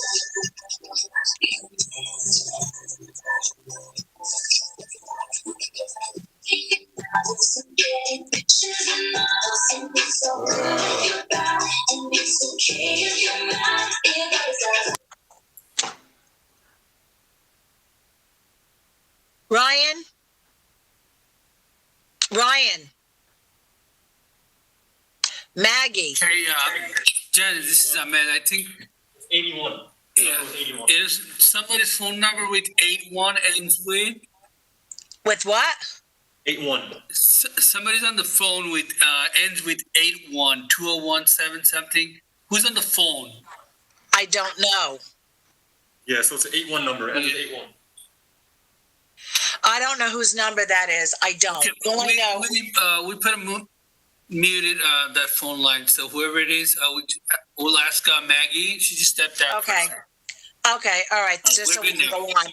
Really, that's mortifying. Okay. Thank you. Okay, Mr. Deutsch, please go ahead. Your phone. Yeah. There you go. Mute myself. The recessed doors lead to a vestibule area which provides access to the mailroom, the stairwell, and a utility room. There's one additional exterior door that leads to the recyclable and garbage room. The remainder of the first floor are two one-bedroom units, 604 and 686 square feet that include a full bathroom, a utility closet, a laundry area, and an open kitchen, dining, and living room plan in each unit. The floor plans for the second and third bedroom and upper loft units are identical. The floors have two units each, a front and rear unit with an internal staircase in each unit. The second floor of the building and of each of the two units includes a bedroom, a full bathroom, a half bathroom, a utility closet, a laundry area, and an open kitchen and living area. As indicated on the plans, the area above the kitchen and living room is open to the loft space above. The loft ceiling is open to below from the second bedroom and bathroom above. The internal stairway that leads up to the loft areas and the loft area themselves are identical in layout.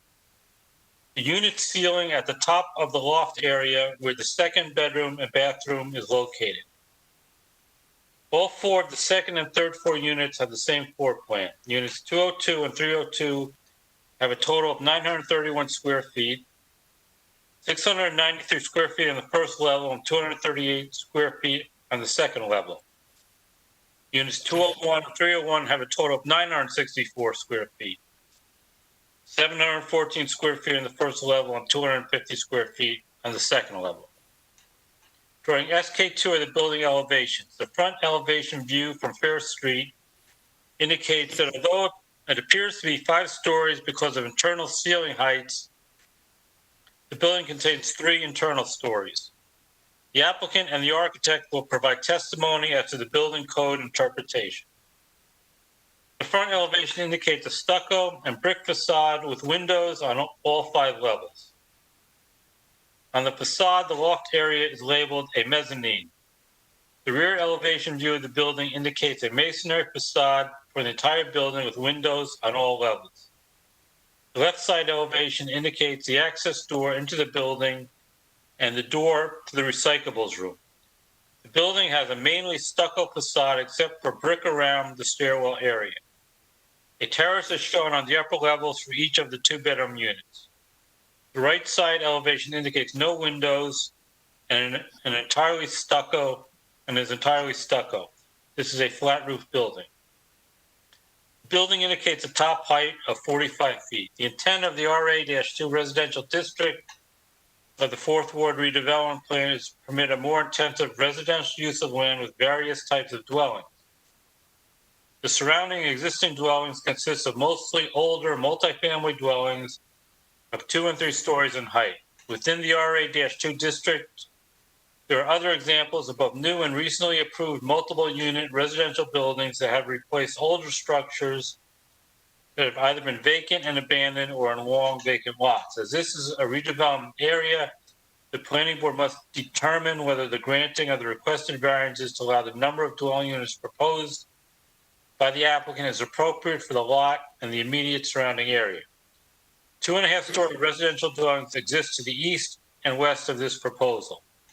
Block 3614, lots 8 and 9, which have frontage on Broadway, received conditional approval from the planning board on September 23, 2019 to construct a 5-story mixed-use building with 1 commercial space and 28 parking spaces on the first floor with access to Broadway.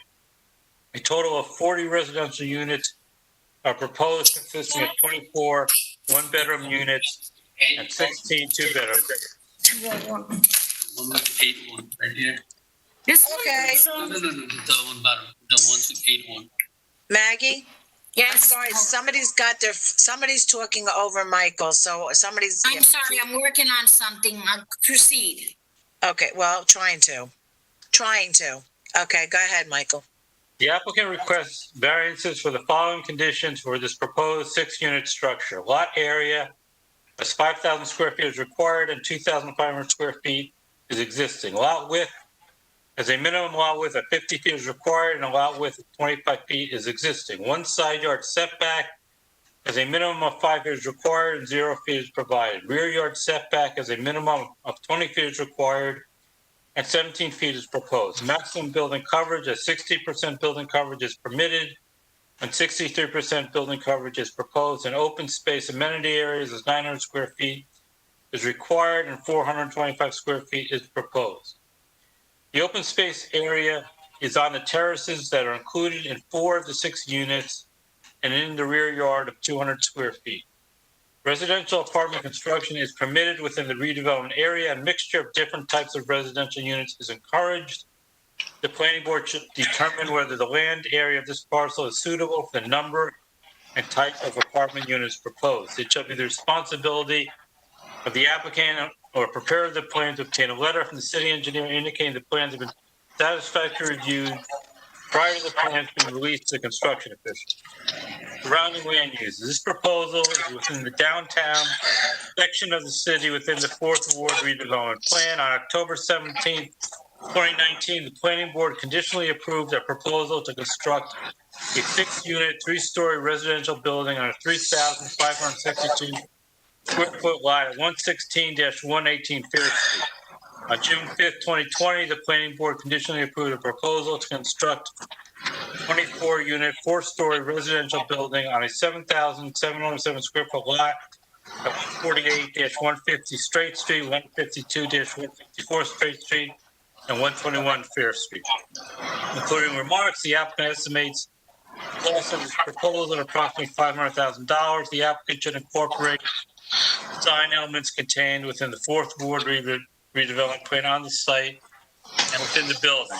That is your staff review for this proposal, Madam Chairwoman. Thank you. And I also believe that some of us did not get the entire application for this particular application.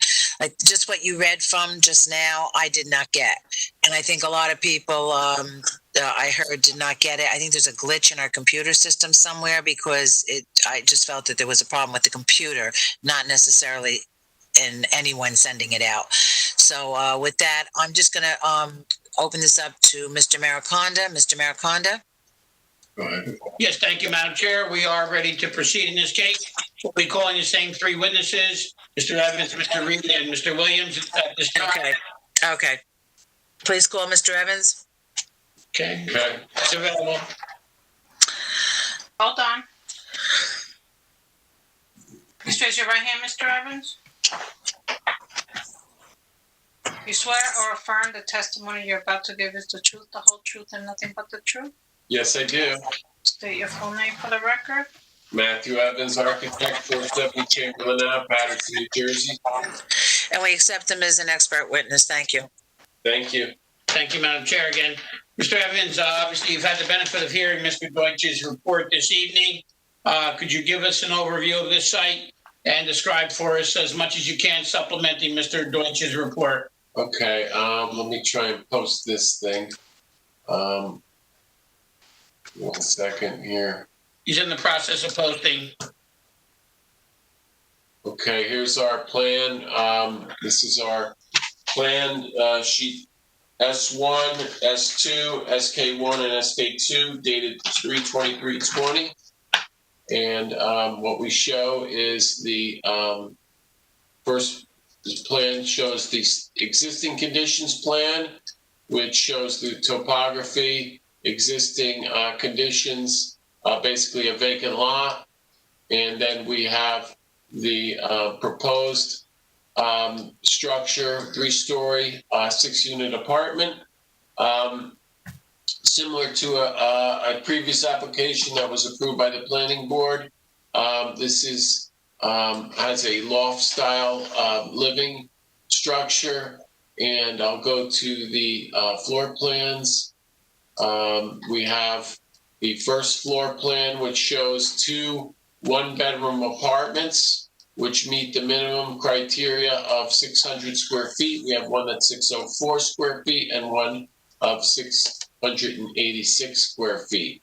The building, they both have all their own utilities, handicap bathroom on the first floor. So the first ground level is handicap accessible. And we have laundry facilities within those units, separate utilities, mechanicals, and large 1-bedroom apartments. We have a central stair that goes up to the other apartments.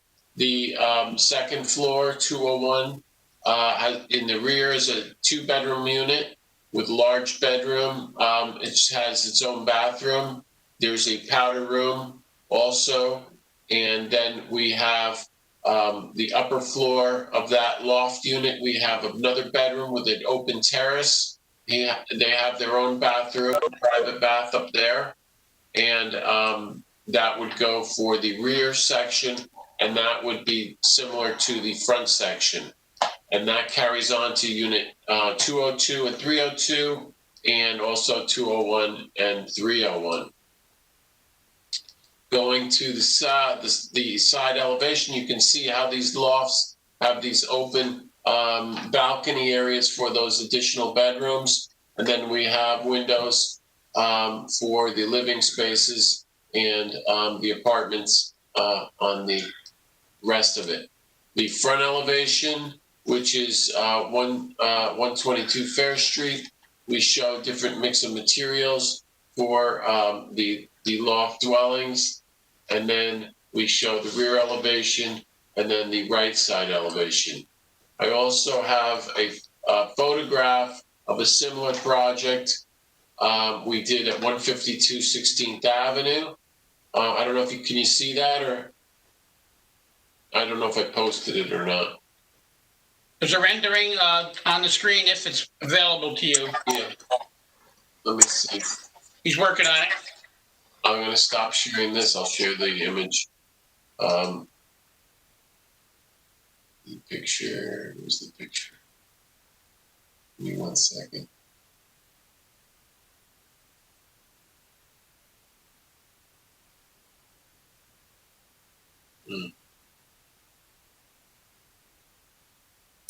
We have no callers at this time, Chairwoman Northrup.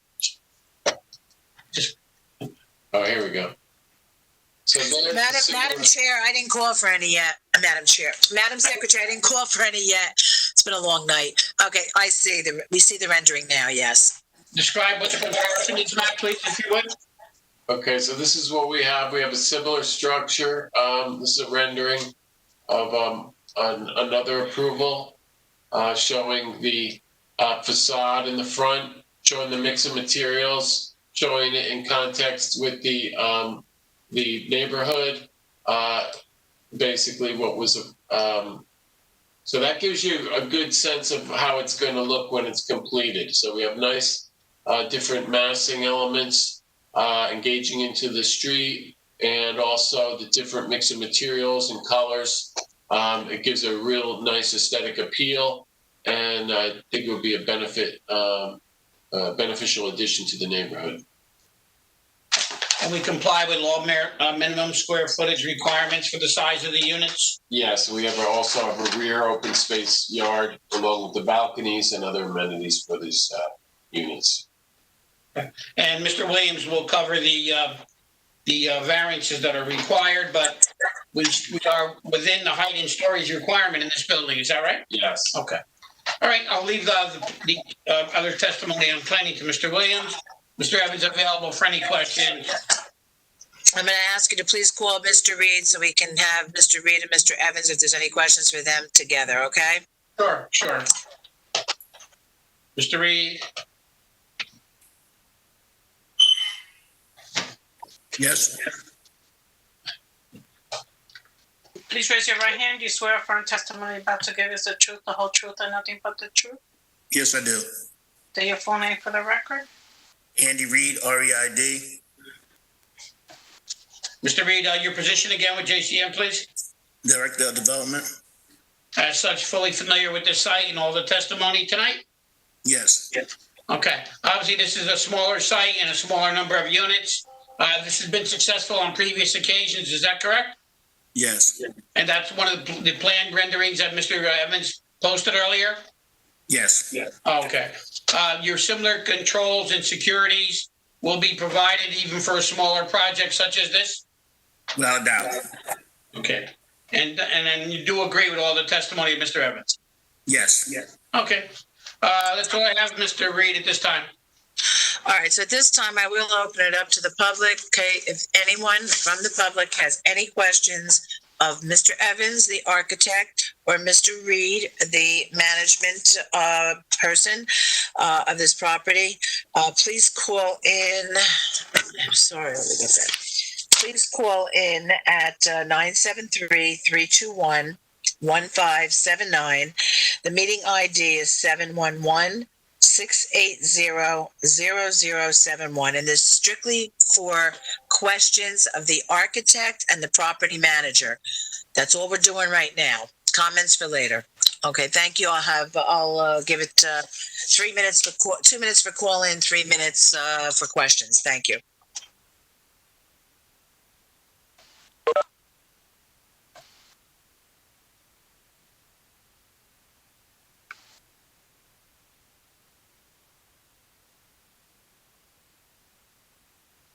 We have no callers, but we'll give it another 2 minutes if you like.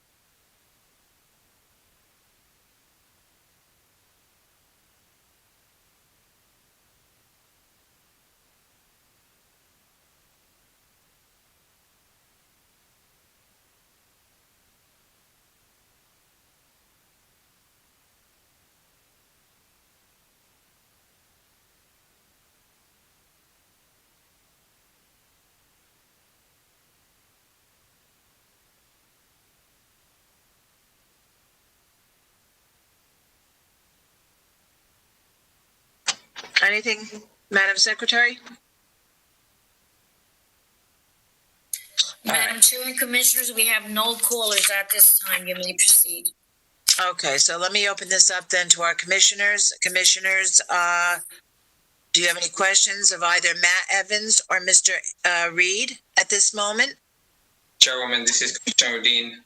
Yes, Commissioner, go ahead. I have a question just for clarification. I believe the second floor and third floor, 2-bedroom units, every unit has 2 bathrooms. Am I correct?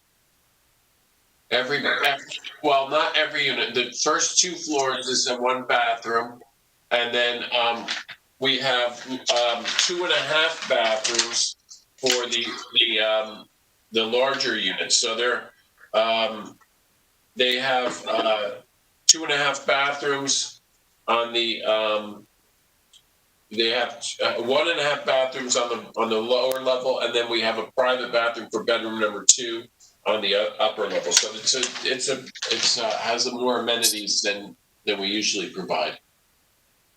Got it. So it means that one bedroom, which is a loft unit, so one attached to the loft one. Am I correct? And one of the there's one for there. Basically, we have 2 private bathrooms, and then a powder room, which is basically a public, for when guests come, they use the powder room. But each bathroom has its own private full bath. How many units are described as you just described, like that? 4 of those units are like that. Got it.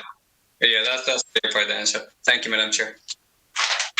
Okay, you're welcome. Any other commissioners? Any questions of Mr. Evans and or Mr. Reed? Okay, hearing none. Okay, please call your next. I'm sorry, go ahead, Commissioner Brooks. My question is to Michael. You want me to wait or what? No, go ahead, ask Mr. Deutsch. Mr. Deutsch, how come there's no parking requirements on this one? Well, the redevelopment plan specifies that lots that are less than 25 feet in width are not required to provide off-street parking. I believe less than 50, Mr. Deutsch, is that correct? 25, that's what I understand. Less than 5,000. This is 25 feet. 25 by 100, right. Yeah, okay. So that doesn't require parking? Yeah. Yes, correct. Pardon me? No, it doesn't. Okay. Does not. Okay, thank you. Okay, no other commissioners have any questions? Okay, Mr. Mariconda, please call your next witness. Yes, thank you. We have for the record presented other applications where the lot size is under 5,000 square feet with a lot width of less than 50 feet, and this is how we have proceeded with respect to the variance requirement. Mr. Williams, at this time? Yes. You swear firm testimony about to give us the truth, the whole truth, and nothing but the truth? I most certainly do. Please state your full name for the record. Good evening, Madam Court Reporter, Madam Chair, Madam Secretary, Commissioners, all. Council, my name is George Weedle Williams with the Nishwain Group at 105 Grove Street, suite number 3, Montclair, New Jersey, 07042. And we accept Mr. Williams as an expert witness. Thank you. Thank you very much. Mr. Williams, you've heard the testimony of Mr. Evans and, of course, Mr. Deutsch's report to the board. Could you give us your overview of this site from a planning perspective? Certainly. I did hear the testimony of Mr. Evans and Mr. Reed's comments, as well as Mr. Deutsch's report. Just to repeat, this is an application for properties commonly known as 122 Fair Street and identified in your municipal tax records as block number 3614, lot number 3, located in the 4th Ward redevelopment area in the RA2 sub-district of the 4th Ward redevelopment area. As Mr. Deutsch commented in his report, and I'll just reiterate for the record, the intent of the RA2 district is to permit, I quote, permit a more intense residential use of land with various types of dwellings. Density is maintained in a medium range, while building height is kept low enough to generally be compatible with 1- and 2-family residential development.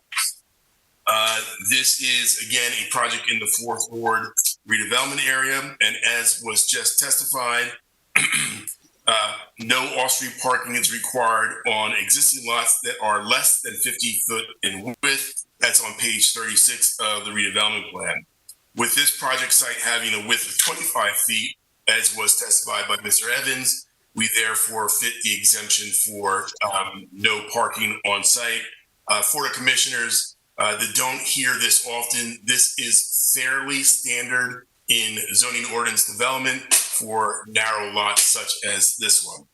That being said, the reliefs, as were testified to a few moments ago, begin with 2 pre-existing non-conforming conditions for which, in my opinion, we don't really need relief, but I'll list them anyway. The first is the minimum lot area. As you've heard testimony already, in this RA2 district, the minimum lot area requirement is 5,000 square feet. The existing lot area is 2,500 square feet, and that is an existing condition. We don't intend to exacerbate it. There is no option to procure surrounding property. So in my opinion, we don't need relief for that pre-existing condition. Similarly, the other pre-existing non-conforming condition is that of minimum lot width. The minimum lot width requirement in the RA2 district is, as you've heard, 50 feet. What exists and what will continue to exist is 25 feet. Again, no relief required, in my opinion, for these two pre-existing nonconformities. Where we do require relief, in my professional opinion, is for the minimum rear yard setback. And I agree with Mr. Deutsch, 20 foot, and it's on sheet SP S1, Mr. Evans' drawing, the zoning table. We confirm this. 20 feet is required for the rear yard setback. 17 is proposed for a delta of 3 feet. And you'll note that all of our deviations for this new application are relatively minor. Minimum side yard setback for 1, 5 foot required, 0 is proposed. Maximum building lot coverage, 60% maximum permitted, and we come in at 63% for a delta of 3%. Open space, amenity space, 900 square foot required, and here the deviation is slightly larger, 425 square foot is proposed, and that's a amalgam, as Mr. Deutsch explained and Matt haven't specified, of balcony or terrace space and some outdoor space. The redevelopment plan context is the same as for the prior application. Some of the goals of the redevelopment plan include, but are not limited to, the following: revitalize the fourth ward of the city, and that is certainly the intent and purpose of this application by introducing new quality housing in the fourth ward, reduce the blighting impacts of abandoned vacant properties, and last but not least, provide quality new housing options for area residents. I neglected to do this for the last application, so I'll try not to do it now. I'll share an exhibit, but I'll go through it relatively quickly just to give some context for the remainder of the testimony.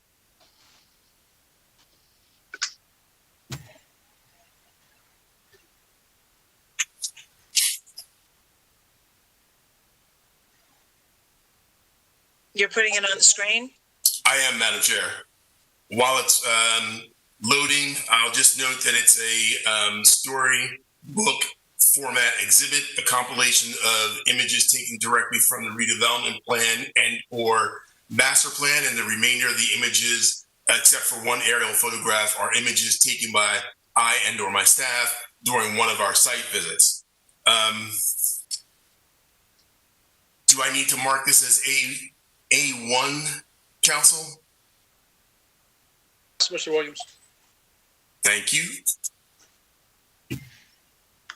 The first image in A1, slide number 2, is an aerial photograph depicting our subject site in the bold yellow borders and the round circles with numbers in them, 1 through, I think, 4. I'll refer to in a moment, but they refer to other developments in the immediate vicinity.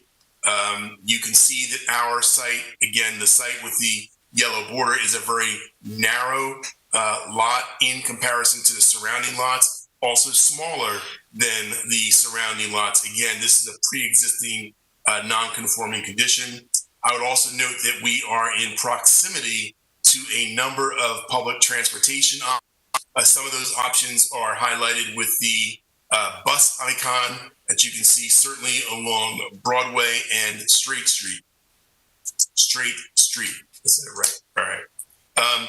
The next slide, slide number 3, is simply a section from the land use map or zoning map from the redevelopment plan, again identifying our site with the bold yellow borders and clearly within the RA2 district, although I would just add that we abut the general commercial district, which is the darker colored zone below our site.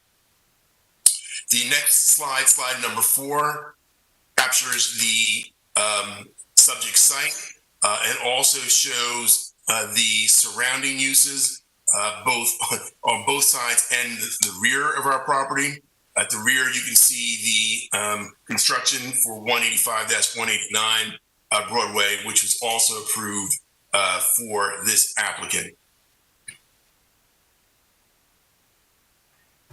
Another vantage point of the site now to the right, you can see another property that was approved for this applicant as well. It's at 120 Fair Street, located directly to the west. Very similar land development proposal as what is before you this evening. Slide number 6, photo number 3 captures 116 Fair Street. Also similar to what's being proposed. What's interesting is as you look at this particular image, you get a reminder, if you will, of the varied land development pattern in the 4th Ward redevelopment area. I would say in other redevelopment areas of Paterson as well, but you can see the old manufacturing building on the other side of the railroad tracks in this picture. So varied massing, height, building typologies, etc. Slide number 7 is photo number 4, capture of 144 Fair Street, which is a 4-story multifamily dwelling containing a bit more dwelling units, in this case, 24. As you've heard in previous testimony, what's before you this evening is far fewer dwelling units. So with that, I'll go to the relief sought. Again, in my professional opinion, under the Cortesini court case for the pre-existing nonconformities, minimum lot area, minimum lot width. In my opinion, we don't need relief. If we did, I would submit to this board, it would be under the context of a C1, which is the hardship variance, and that suggests that where the unique shape, topography, or size is such that it's impractical to comply with the code, then relief could be granted under the C1, and that would certainly be appropriate if we were seeking relief for those pre-existing nonconformities. For the remainder, all those other bulk and area deviations, of which each has a very minimal deviation from your standard, I would submit that they are cognizable under the C2 or flexible C variance, similar to what you heard me testify for the prior application. This flexible C variance, as the board knows, allows the board to consider benefits versus detriments. And if you agree that on the whole, the benefits outweigh the detriments, then you may comfortably grant the relief sought. Also, if you find that what's being proposed is a better zoning alternative than a strict application of your code, you may comfortably grant the relief. Finally, similar to the last application, I would submit to this board that the Pullen v. South Plainfield court case is applicable and it allows the board to consider the deviations from the bulk and area standards as a whole or an aggregate, as opposed to individually, as they need for a better development plan for the site. And I would submit that's the case here.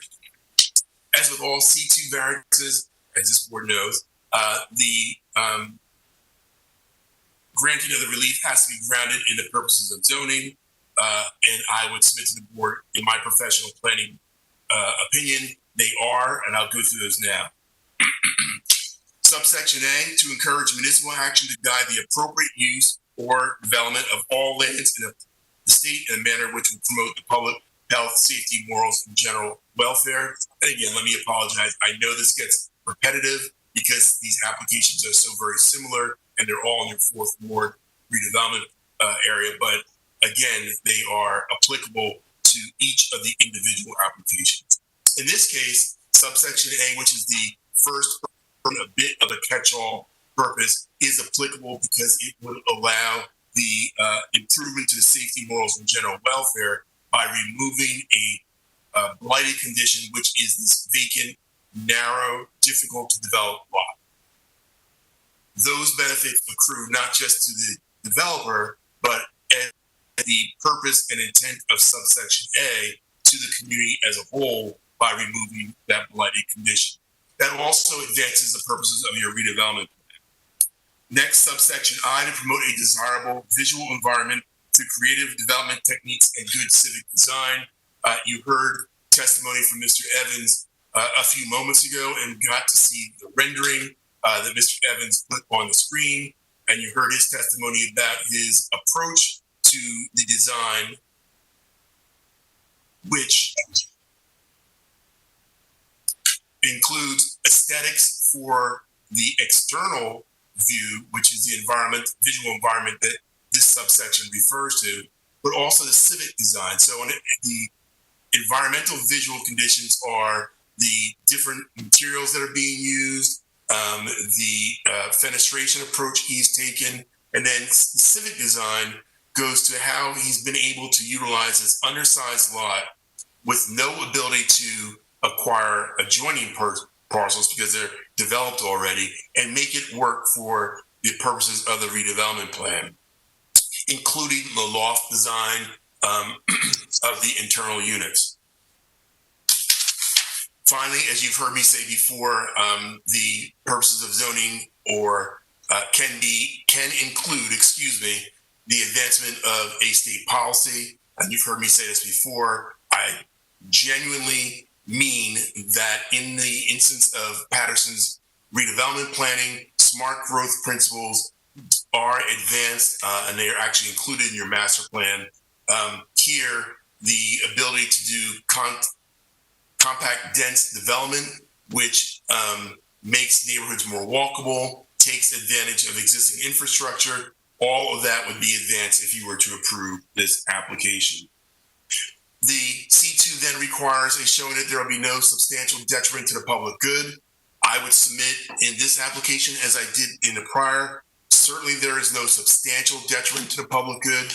And that word substantial comes directly from the Municipal Land Use Law, or MLUL. I would go a step further again and argue or submit to this board that there are only benefits to the surrounding properties by the elimination of the vacant property, the inclusion of, or production, of quality housing and the aesthetic value of the development to the surrounding property. There is certainly no substantial impairment to your zone plan, because your zone plan is the land use element of your master plan, actually speaks to this type of development in your redevelopment areas. That is quality housing, emphasis on good design, and again, the removal of blighted conditions, whether in a redevelopment area or anywhere throughout the city of Paterson.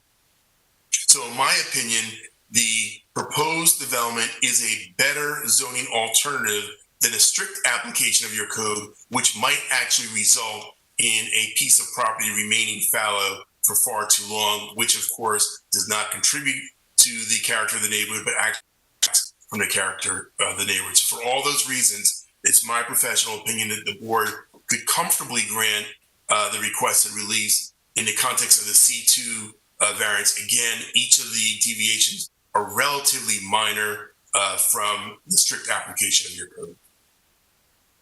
And that concludes my testimony. And I'm losing my voice. Yes, I can hear you losing your voice. Sorry about that. Okay, thank you very much. Okay, so at this time, I'm going to open it up to the public, see if anyone in the public has any questions of Mr. Williams. Okay, the phone number for the public to call in with questions for Mr. Williams would be 973-321-1579. And the meeting ID is 711-680-0071. 2 minutes for call-ins, 3 minutes for questions. Thank you.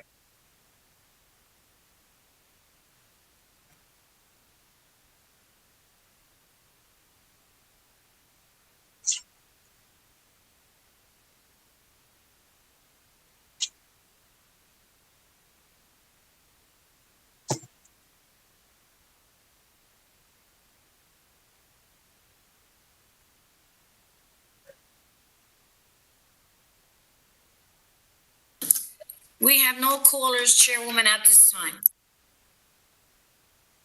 Okay, so I'm going to open it up to the commissioners. Commissioners, if anyone has any questions of Mr. Williams, please speak up. Commissioners? This is Commissioner Dean. Yes, Commissioner Dean, please. Mr. Williams, you have presented a comparable or similar sized property located at 121st Street. Do you know exact size of the property? Commissioner, I don't have that information on hand, but our client, the applicant, might actually know that, have that information readily available. Mr. Williams, we might be able to get that from Mr. Reed or Mr. Evans. Mr. Evans just stepped away for a moment, but he can probably be back on the record shortly to confirm that. So, I believe it's the size of the rendering of the comparable development that you did. The size of that lot? Same exact size, right? That's what I thought, yeah. And what year was this property built? Any idea? Which one was that? The previous? 121st Street. This I think the other one. 118 First Street? 121st Street. 118. It's 118. 118 is 118? Okay. I think 118 or 120. It's occupied now. It's occupied. Mr. Reed, it's occupied? Yes. Mm-hmm.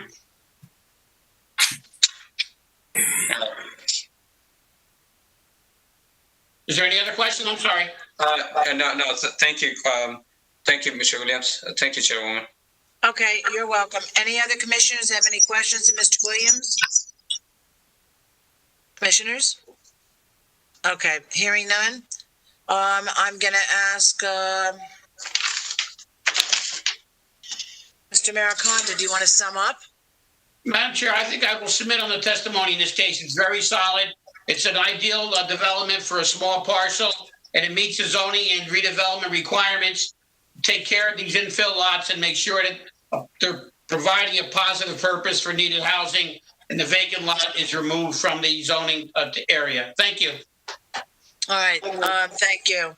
All right, is there anyone that would like to make a motion on this property, on this application? Commissioners? I'll go for Commissioner Dean. Okay, Commissioner Dean, please go ahead. All right, so on the application of JCM Investors, 1012 LLC 449 East 18th Street, Paterson, New Jersey, 07524. Property address 122 Fair Street, block 3614.3. I move that the board attorney prepare a resolution granting site plan approval of variances subject to city engineer approval and HCP soil conservation district approval. Do I have a second? I second it. Okay, so Mr. Dean, Commissioner Dean made the motion. I seconded it, the chairwoman. Roll call, please. Commissioners, Commissioner Brooks, yes or no? Yes. Commissioner Savalos, for approval.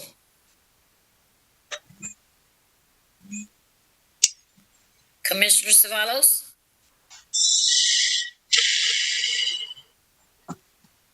What happened to Commissioner Savalos? Commissioner Savalos, I'll return to him. Commissioner Cleaves? No. Your vote was no. Commissioner Santana?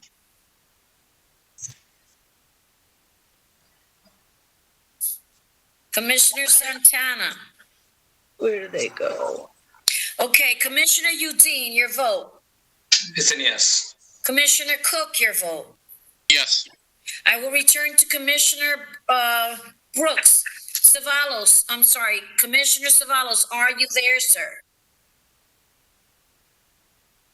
You are not muted. Do you hear me? This is the third time, Commissioner, hold on, I have someone calling me. Oh, I'm sorry. Commissioner Santana, what is your vote? Yes. Do you hear her? Emelinda? Yes. Okay, her vote is yes. I have other commissioners calling me. If you just give me one moment before I continue with the vote. Yep.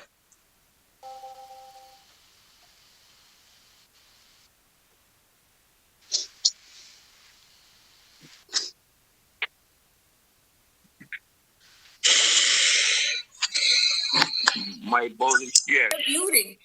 Any commissioner that I will call now, we will stop. We will continue with the vote. If Commissioner Brooks, she already voted. Commissioner Ceballos, are you listening to his vote? He just said yes. I heard him. Can you repeat it for me, sir? Thank you very much. Let's go to Commissioner Fisher. Commissioner Fisher?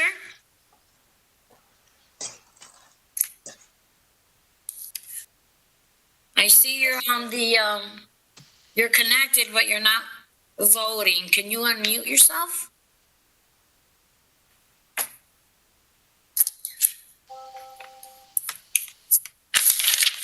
One second, please. Okay. All right, please, thank you. I'm going to surpass his vote. Chairwoman Northrop. Yes. Thank you. The vote is 7 votes in the affirmative and 1 negative vote by Commissioner Cleaves. This is your vote. Congratulations. Congratulations. Your application has been Thank you. Thank you, Commissioner. Mr. Deutsch. Okay, good night, everyone. Be safe. Okay, wait, Mr. Deutsch, do we have any other business tonight? Happy Thanksgiving, everybody. Thank you. You too. And anything else? No, we have a meeting on Wednesday. Wednesday, that's it. But no resolutions or anything this evening? That is correct. Okay, good enough. Maggie, when you get a moment, would you call me, please? And I'm going to wish everyone a good night and be safe. Talk to you on Wednesday. Absolutely. Thank you, everyone. Okay, Would you thank like you. to pass a motion to close the meeting? Oh, I'm sorry. I make the motion. Close the meeting. Second, right here. Crystal Cleaves. Okay, Crystal Cleaves. I'm sorry, repeat it because everybody's talking. Who's the first? Yeah, wait, hold on. I made the motion and Commissioner Udine and Commissioner Cleaves both said second. So carried by all. Thank you very much. Have a Right, wonderful thank you. evening. Thank you. Good night. Thank Call you, me, Maggie, right Emelinda. now. Okay, thank you. Good night.